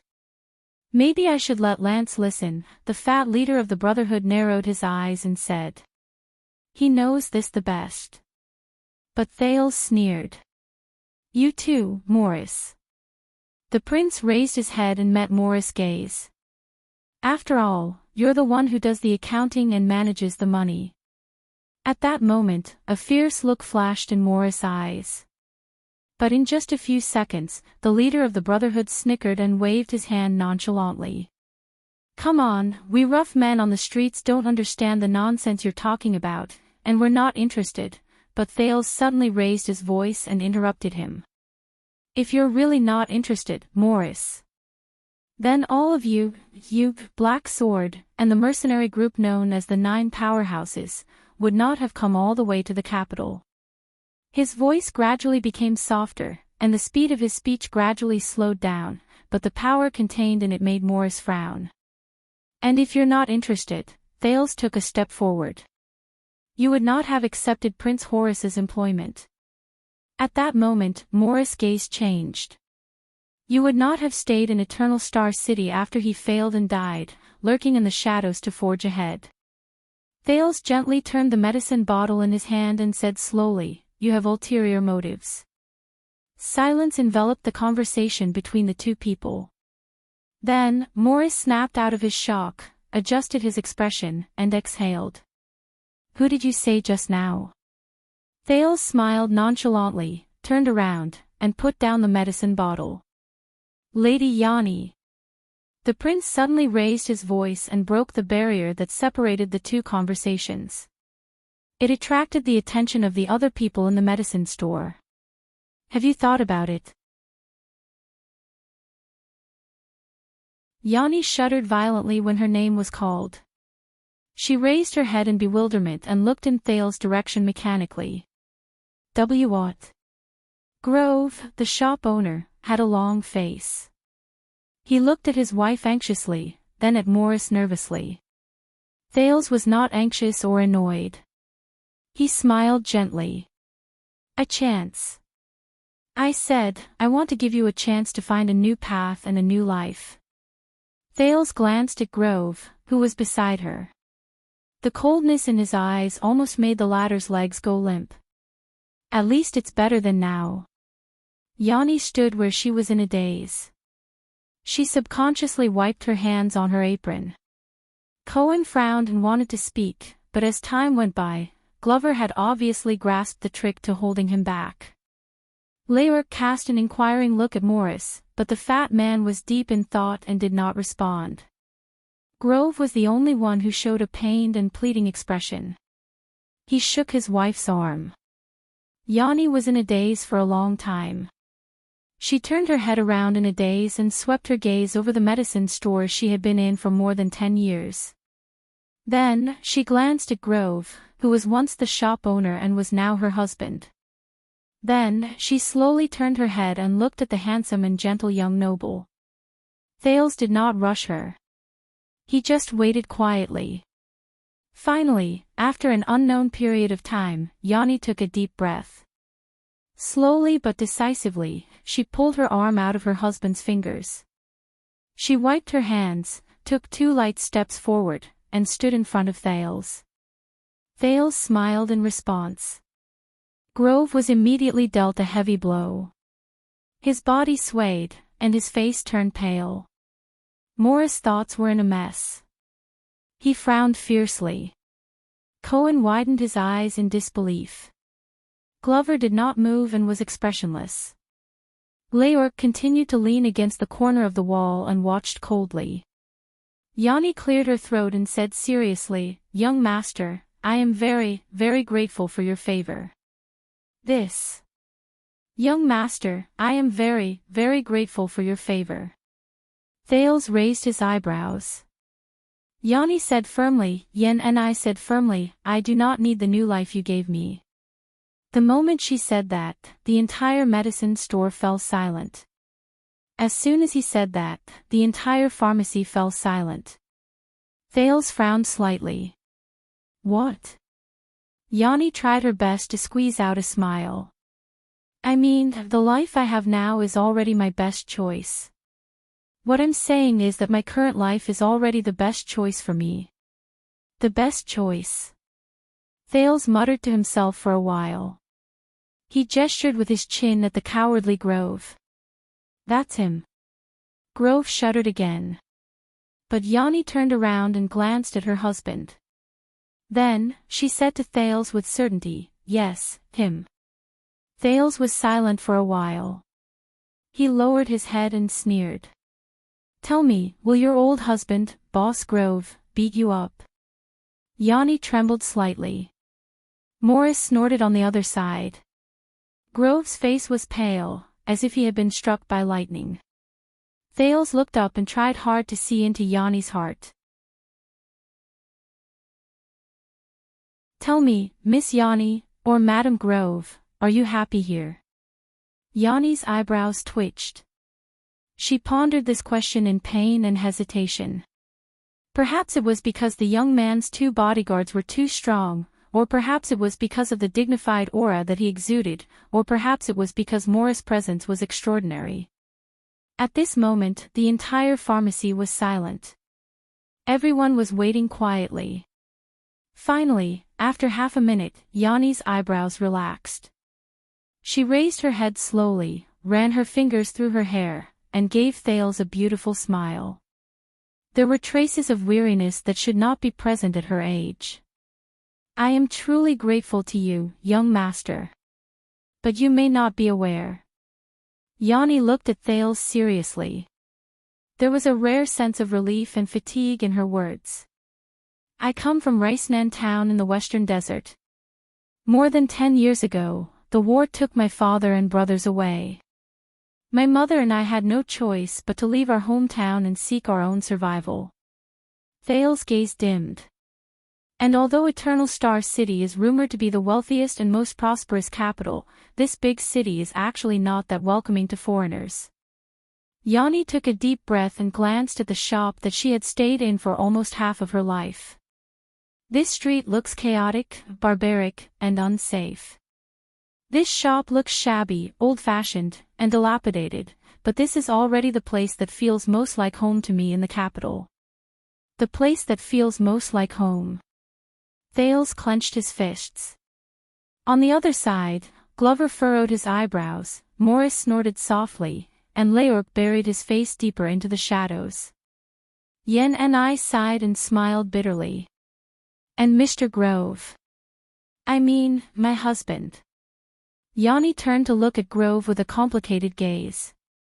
The latter was looking at them uneasily. Yes, he is older than me, a little fat, and a little impatient.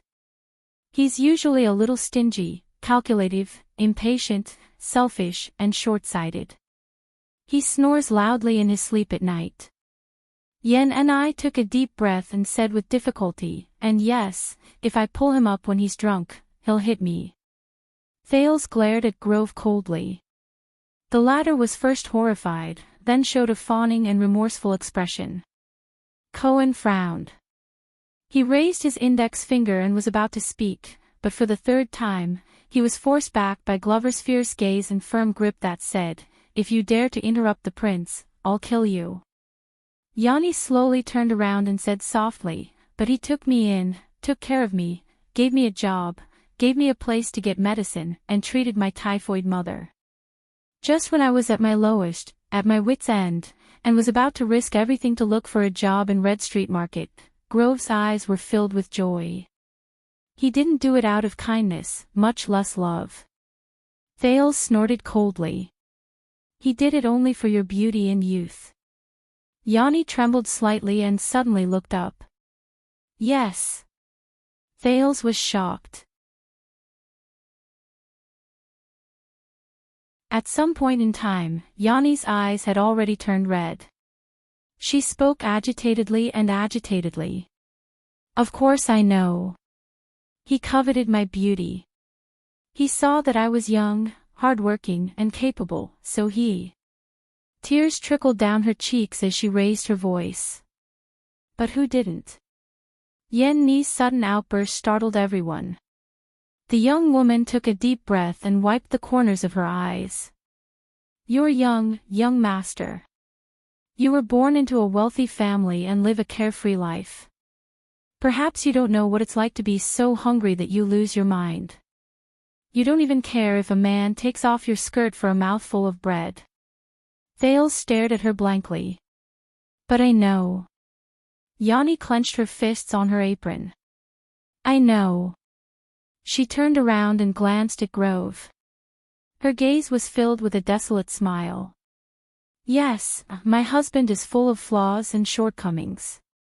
Some of them are unbearable. He's certainly not the ideal man in every young girl's heart." Grove flashed his wife an extremely ugly smile. Yanni snorted, but her laughter was bitter. Her voice was low. "But the reality is, which woman's husband in this world is as good as the stories say? Especially here." Thales responded in silence. "That's right. I might have a bit of good looks, and I'm younger than him. That's why he, who has money and a career, took a fancy to me. He made me work for him and made me marry him willingly or unwillingly. That's right. Yanni sniffled and said mournfully, but a talented man and a beautiful woman. Isn't this the universally acknowledged truth of a happy marriage between a man and a woman? The young woman turned her head in panic and looked at the other people in the pharmacy, Cohen, Glover, Morris, Leyork. But no one answered her question. Under the heavy pressure, Yanni lost control of her emotions. She sobbed. Just like in Isabel's search for her husband, a man can only use his achievements and wealth to exchange for a woman's age and beauty. He can't see anyone with tears in his eyes, so how can he hope for love and affection? From the commoners to the nobles, which family isn't the same? Which family isn't the same? Yanni rubbed her red nose and stroked her hair that had become dry and colorless after her marriage. She sneered and said nonchalantly, as long as a man has fame and wealth, he can cover everything else. He doesn't care about his flaws or how he is. And to a lady, being young, beautiful, virtuous and capable is the only value. Who cares if you're happy or not? Thales could feel the agitation in her emotions and could not help but feel remorseful. But Yanni turned a blind eye to his reminder. In the opera, Princess Isabel's criteria for choosing a husband are always the same: fame, reputation, and outstanding talent. And there are only a few things she can use to attract a candidate: beauty, virtuous, and intelligence. These are the only matches.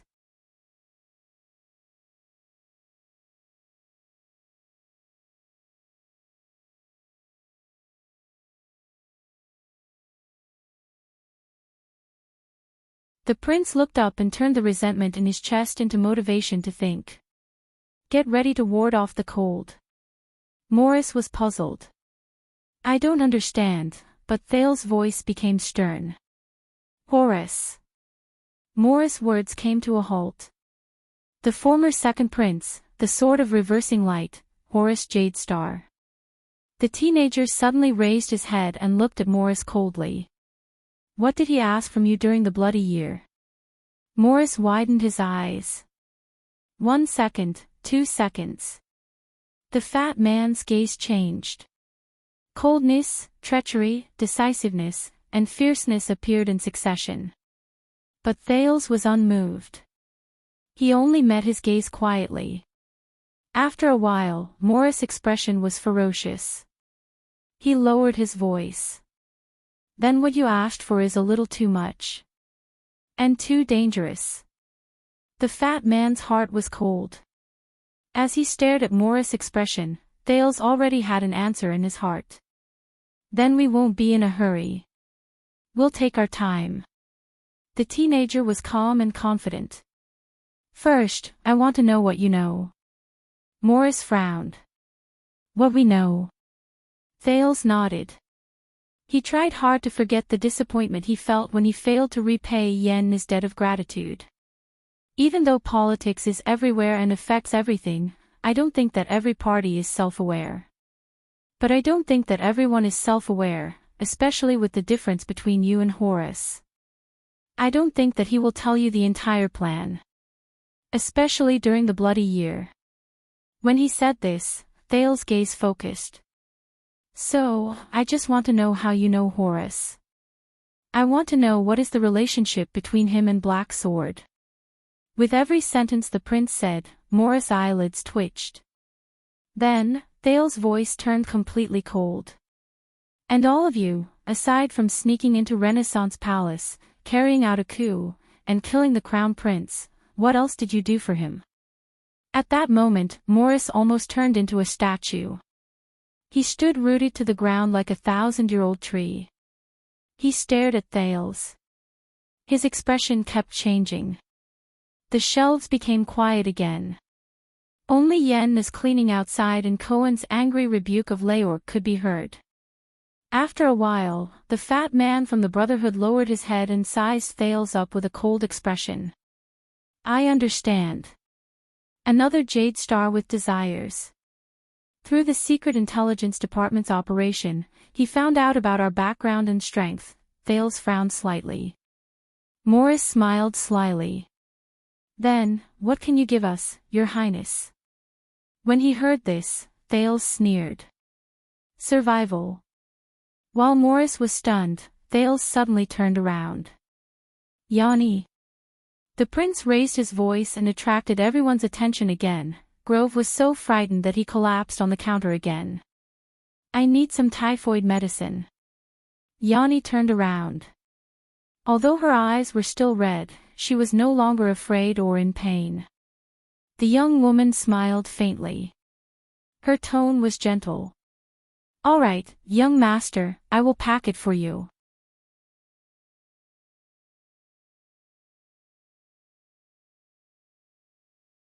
They did so many things that seemed to have nothing to do with the two gangs that influenced the bottom class of the kingdom.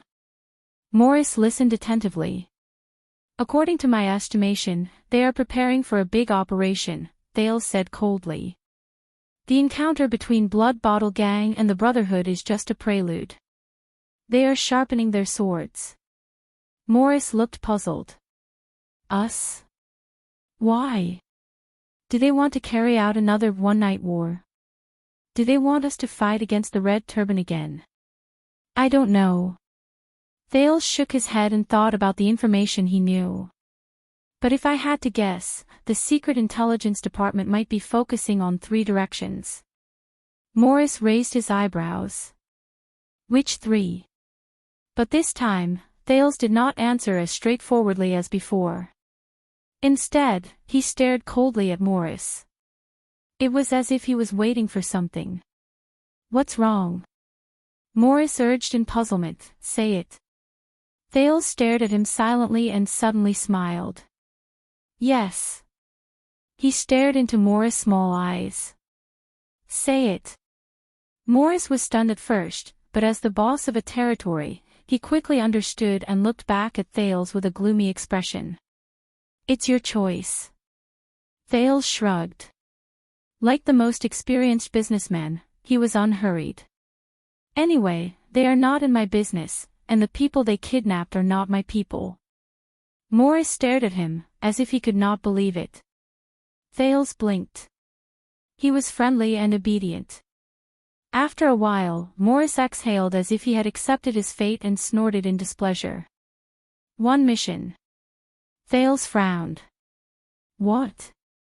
Morris raised his head and looked at the muddy and messy streets outside the window. He said faintly, the answer you want comes from one of our missions. A long time ago, not long after the 9 powerhouses were established, we accepted a mission with a sky-high reward. Thales continued asking. What mission? Morris snorted and crossed his arms. There was a nostalgic look in his eyes. Looking for someone. Thales was very puzzled. He urged him to continue with his gaze. Morris clicked his tongue and shook his head, as if he had turned back into a stingy, money-hungry mercenary. The person who offered the bounty hid his name, but was generous. As long as we were willing to participate, we would be rewarded, and the final bounty was enough for us to expand into a 100-man team. To be honest, we were just one of the people hired.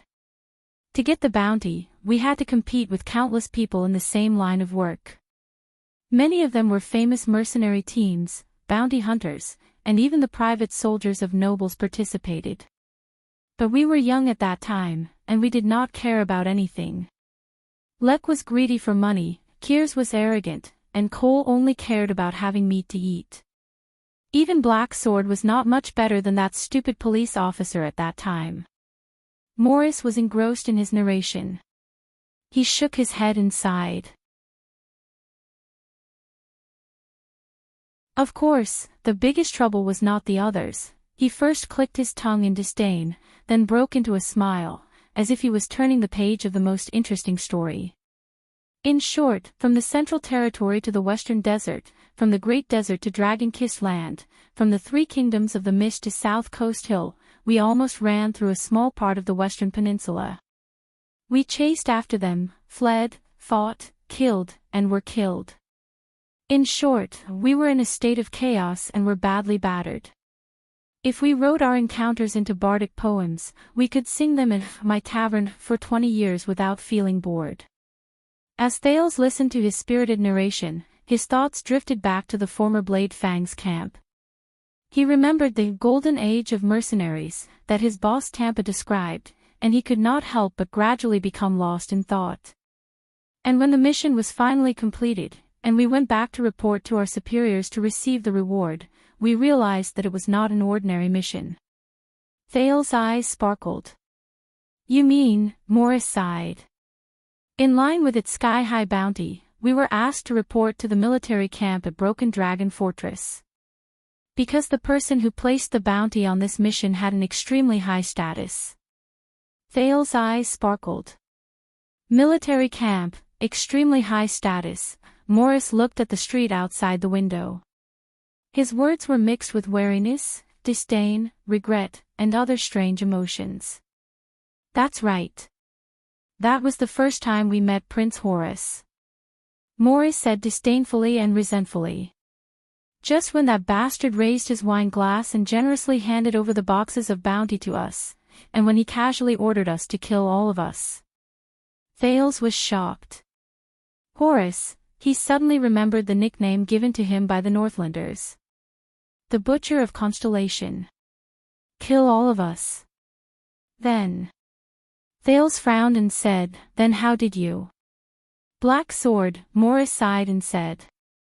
He and Horace were old acquaintances, especially when he placed the tip of his sword against the prince's neck. Their relationship became even better. Thales quietly ruminated on this dusty old matter. So, this was the encounter between the 9 powerhouses and Horace. The ups and downs were thrilling. Thales suddenly remembered something. Then, the mission. What was the mission you accepted from Horace? Morris' eyes trembled slightly. At that moment, he broke away from the solemnity and wariness, and a smile appeared on his face again.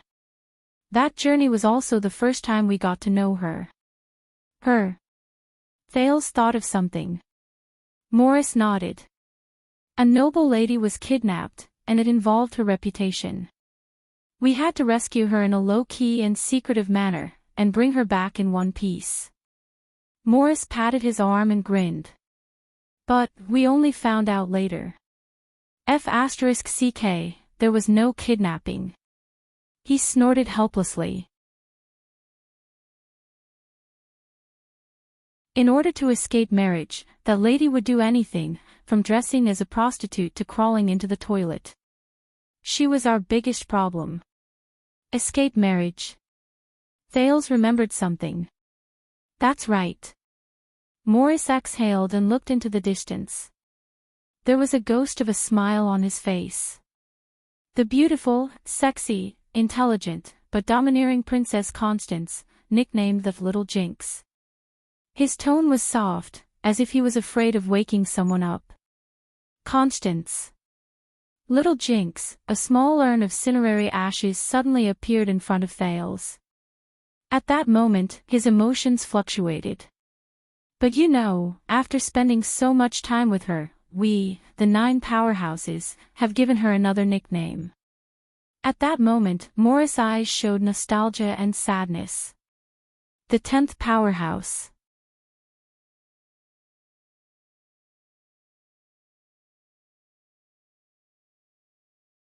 Chapter 604. You mean, Constance Jade Star, my little aunt. Thales subconsciously repeated his words. Constance. Little Jinx. Escaped marriage. And, the 10th powerhouse. Aha. Morris smiled knowingly at first, then gloomily. I still remember that on the day we finally returned to Constellation after going through a lot of hardships, the little Jinx suggested that we get drunk as a farewell, so we snuck into some rich person's wine cellar, laughed and cried at the same time, and drank until dawn. Then, we gave her this name. Of course, after we woke up, we realized that the wine cellar she found was actually the supply warehouse of Arched Sea City's main police station. Thales arched an eyebrow as he recalled what Aunt Elise had told him about Constance's glorious past, and he probed. I heard that she was very lively. Lively? Morris recalled the past and sighed helplessly. Black Sword said that the sunset goddess probably caught a cold when she was creating Constance, and accidentally dropped her soul into Hell's River. She could only pretend that nothing had happened, and when the gods weren't paying attention, she quickly fished it out and stuffed it in randomly, for her and the trouble she caused along the way. Morris' expression was a mix of bittersweet and bittersweet. But he shook his head and decisively cut himself off from the past, becoming solemn again. Thales listened to him and could not help but smile. He began to imagine his notoriously unreliable aunt and the 9 powerhouses wandering outside. But when he thought of the cold stone urn in the Jade Star family tomb, his smile immediately disappeared. So this is how you met Horace. Thales returned to the present and said seriously, you don't seem to like him. Hearing this name again, Morris's expression turned ugly. No one likes him. The fat man from the Brotherhood snorted coldly. And vice versa. No one likes Horace. Seeing his impression of Horace, doubt surged in Thales' heart. Then why do you still work for him? The prince frowned. Take risks for him and commit treason. Morris stared at him a little meaningfully. The fat man snorted, his expression disdainful. We don't work for him. He said coldly, Horace, that cold-blooded butcher, an inhumane pervert. A cold-blooded butcher. Thales became even more puzzled. But, we are willing to risk our lives for Black Sword, just like how he is willing to go through fire and water for us. The plump man cut him off, as if he did not want to continue the conversation. That's it. Thales mulled over his words and sorted out the logic behind them. Are you saying that it was Black Sword's decision to work for Horace? The prince narrowed his eyes and said, and all of you were only assisting him from the side. The corners of Morris's mouth twitched, but he didn't comment. I remember now. You said that the Black Sword and Horace were old friends.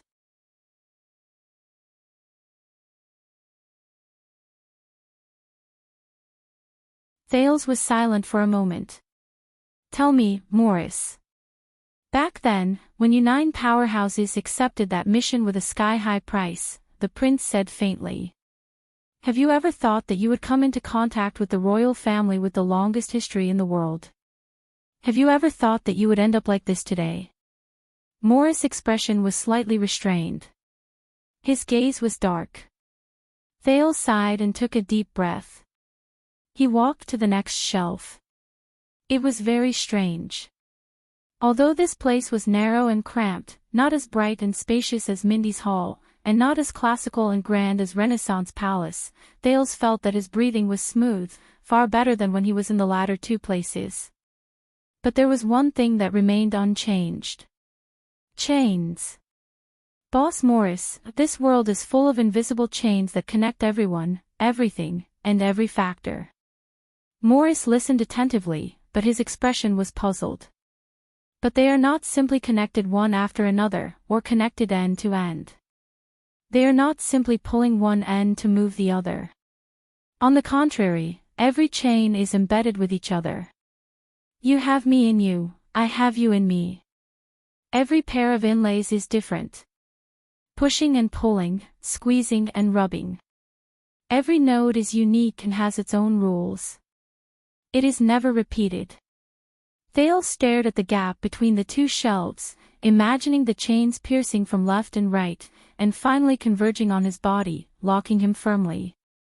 Kessel, Renaissance Palace, Gilbert, the Imperial Conference, Mallows, Mindy's Hall, Anchor Byrel, the Royal Banquet, Raphael, the Black Prophet, the Kingdom's Secret Intelligence Department. This time, however, he felt as if the chains were solid, wrapping around his body again and again. The teenager slowly reached out his hand, as if touching the unique coldness of every inch of metal. This is our world.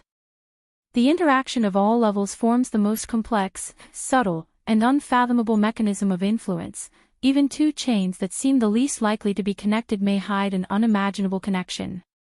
Thales stretched out his hand, closed his eyes, and said absent-mindedly, "Pulling one end will move the rest, and then they will be pulled back, affecting the original chain." Do you believe that sometimes, a bloody gang fight can affect the final ownership of a kingdom's power? Morris did not understand what he meant. Thales gently closed his left hand, and the scar on his palm, along with the imaginary chain, into his fist. Then, he pressed it against his chest. There, the burned scar under his clothes seemed to ache. Thales suddenly opened his eyes. Similarly, the rise and fall of the two largest gangs in the kingdom is actually the most interesting barometer. Morris' expression changed. When something happens to the kingdom, it will be reflected in the livelihood of the people at the lowest level. Changes in iron smelting, mining, agriculture, taxes, prices, stocks, profits, and quality of life. The Blood Bottle Gang is related to the interests of the great nobles and suzerains, while the Brotherhood is deeply rooted in the circle of the poor. When the two lose balance, it will be time for both sides to fight or negotiate. Morris was deep in thought. His brows furrowed. A few seconds later. "The kingdom. With us." One of the leaders of the Brotherhood snickered. His gaze was cold. "Come on, you are just exaggerating. You are just trying to scare us." The plump man stared into Thales' eyes. "From finance to market, from budget to tax, from administration to people's livelihood, do you know how many obstacles there are in the chain from one end to the other? Do you think this is a marionette show where the king moves his fingers, and the gangsters on the street start to act?" Thales stared at him for a long time, and suddenly laughed. "So, you do understand." The prince looked at him calmly. "At least I understand more than Lance, that information broker." Morris's expression turned a little ugly. "All right, I'll believe you for now." Thales turned around and fiddled with the goods on the other side. "I believe that all of you are serving Horus because of Black Sword. But it still doesn't make sense. After Horus died and the bloody year passed, what made you stay in the capital, step into the quagmire of Lower City District, willingly become a gang at the lowest level, take root, grow, and dedicate your life?" Morris became solemn. But soon, the solemn expression on his face turned into a playful one. "Black Sword mentioned it before." Thales frowned. "What?" A cunning look appeared in Morris' eyes. "After we returned from Northland, Black Sword told us that perhaps one day, a certain young prince would come to our door and become interested in our relationship with the Bloody Year." He sized up Thales' back. "Perhaps one day, a certain young prince would come knocking on our door and become interested in our relationship with the Bloody Year. Looks like today is the day." Thales' expression changed, and he put down the goods in his hands. "Damn it. It seems like it was not a coincidence that they recognized me. Black Sword's relationship with these people is closer than I thought. Don't tell me that you formed the Brotherhood to avenge Horus." Thales ignored him. He was determined to continue to hold the initiative in his hands. "According to you, Horus's charm should not be that great." However, at this moment, Morris walked to the display window and sighed. "Child, have you ever picked up a bundle of linen?" Thales caught up with him. "What? Of course you haven't, pampered prince." Morris raised his hands and looked at his rough and plump fingers. His gaze was perplexed. "But I have." Thales tilted his head, puzzled.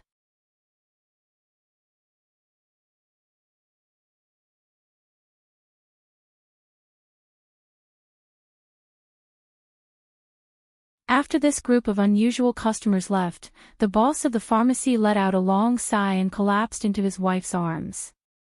"Yanni, who was that?" But to Grove's surprise, Yanni, who had been submissive since she was a helper and had not changed even when she was his wife, revealed a profound expression that he had never seen before. A friend. Yanni supported her husband and looked at the black hair behind Thale's head quietly. Her gaze was complicated and subtle.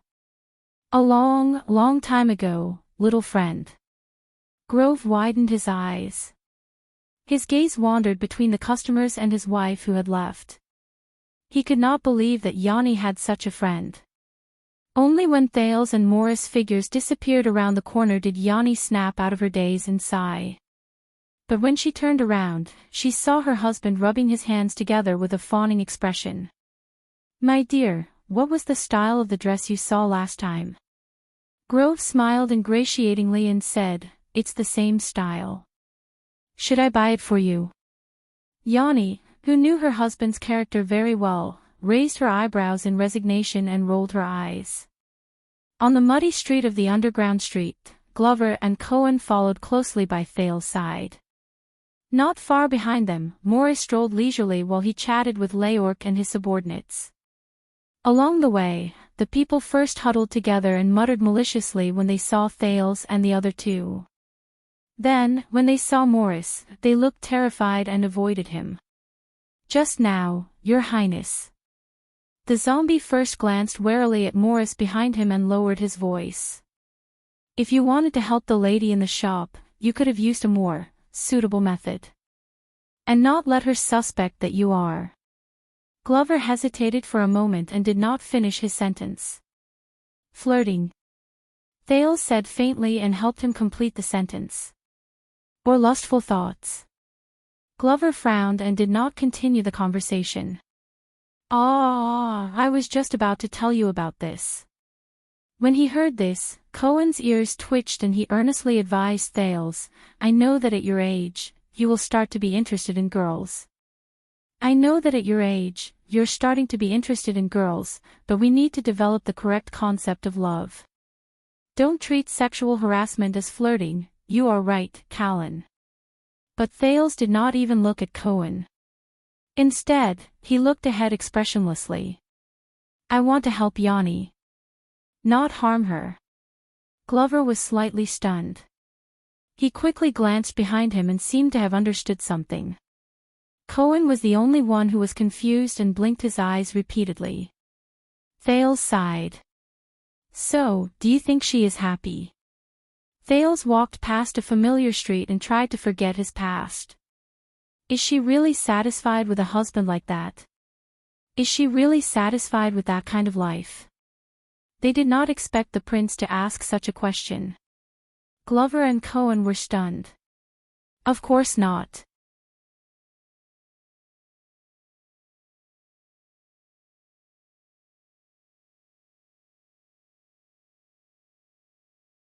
At this moment, he suddenly had an illusion that the invisible chains that bound him were rubbing against each other as he raised his head, making a ringing sound. And she, the shop owner's wife, is just an ordinary woman. The police officer sighed from the bottom of his heart. He looked deeply pitiful. She only has a pair of hands. This is not fair. Not at all. This time, Glover began to think deeply as well. Thales raised his hand gently. As he moved, the illusion of the chains clanging against each other became even more obvious. Yes. This is not fair. Thales' lips curled up into a cold smile. Not at all. Behind them, Morris saw that Thales had stopped moving. He also stopped moving forward. He only stared at the three people with a burning gaze. The passers-by around them, whether they were beggars, gangsters, merchants, or employees, all of them ran away to avoid them as long as they knew Morris and Leorc's identity. They did not dare to look at these people. Thales took a deep breath and lowered his head. If you can think of it this way, Cohen. The prince smiled. Then she will have two pairs of hands. Cohen, who was immersed in disappointment, snapped out of his daze. He was stunned when he heard that. What? Thales raised his finger and shook it. He chuckled. Maybe D is wrong. Cohen blinked and scratched his head innocently. Ha! Your brain, it might be, not very bright. Thales smiled and walked in front of Cohen. He stood on tiptoe and stretched out his finger towards Cohen's forehead. He flicked it with a clear sound. Ow! Cohen did not expect the prince to ambush him like this. He cried out in pain, covered his head, and retreated. But at least, compared to most people in this world, Thales retracted his finger. He looked at Cohen, who was gritting his teeth and making a "how dare you" expression, with great interest. He sighed and said, "It's not broken yet." Broken? Cohen looked at him with a displeased expression. At this moment. "Thank you, stupid cop," Glover suddenly said gloomily. When he heard the word stupid cop, Cohen exhaled helplessly. He turned around and said forcefully, "Humph, if we fight again, I'm not afraid." Ha! The police officer came to his senses and said stupidly, What did you just say?" Glover sighed and walked forward. He stared into Cohen's eyes with a serious and awkward expression. "I said, thank you." Thank. Cohen was puzzled at first. He then covered his forehead and retreated warily. He then asked, "Thank what?" Glover was silent for a while. "Lillian." Cohen widened his eyes. The zombie said quietly, "I know that you've been helping her. After she helped her chase away the harassers." "Thank you."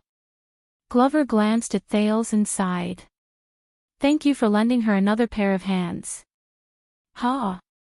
Cohen looked at Glover in a daze, then at the amiable Thales. He felt their gentle gazes that could melt a person's heart.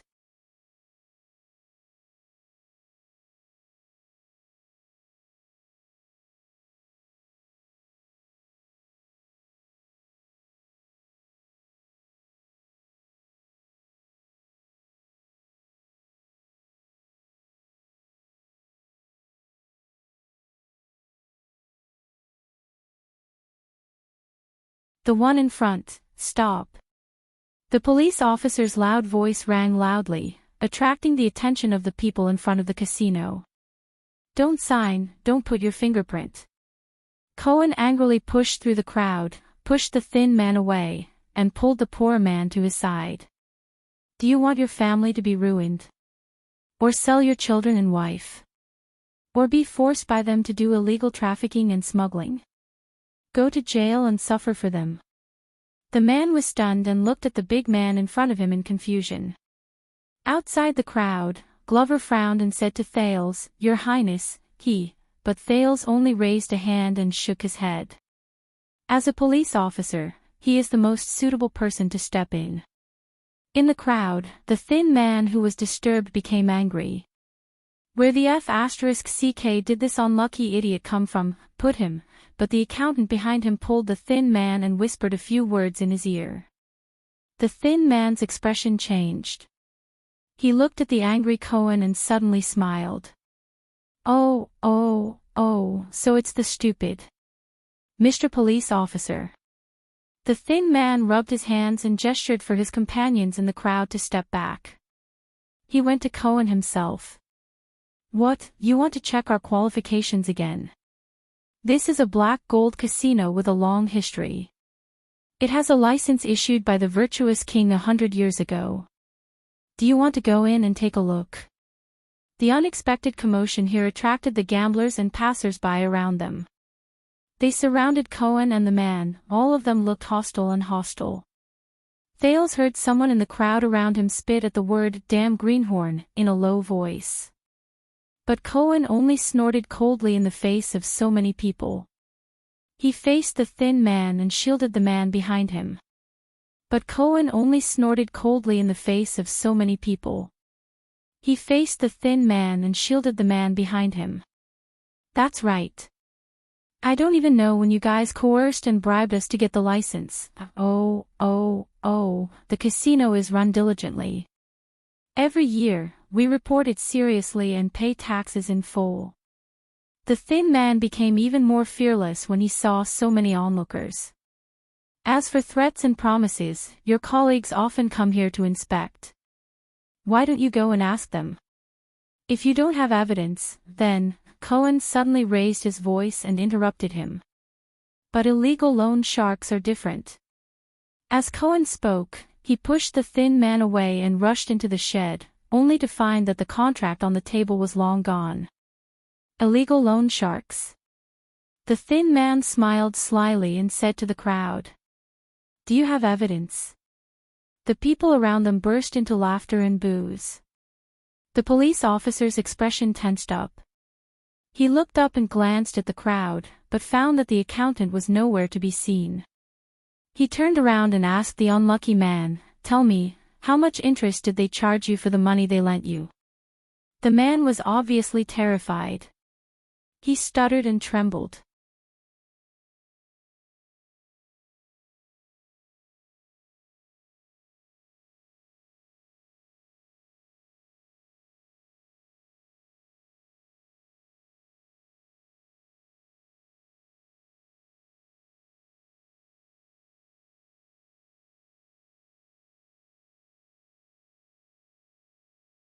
The teenager looked back at him coldly.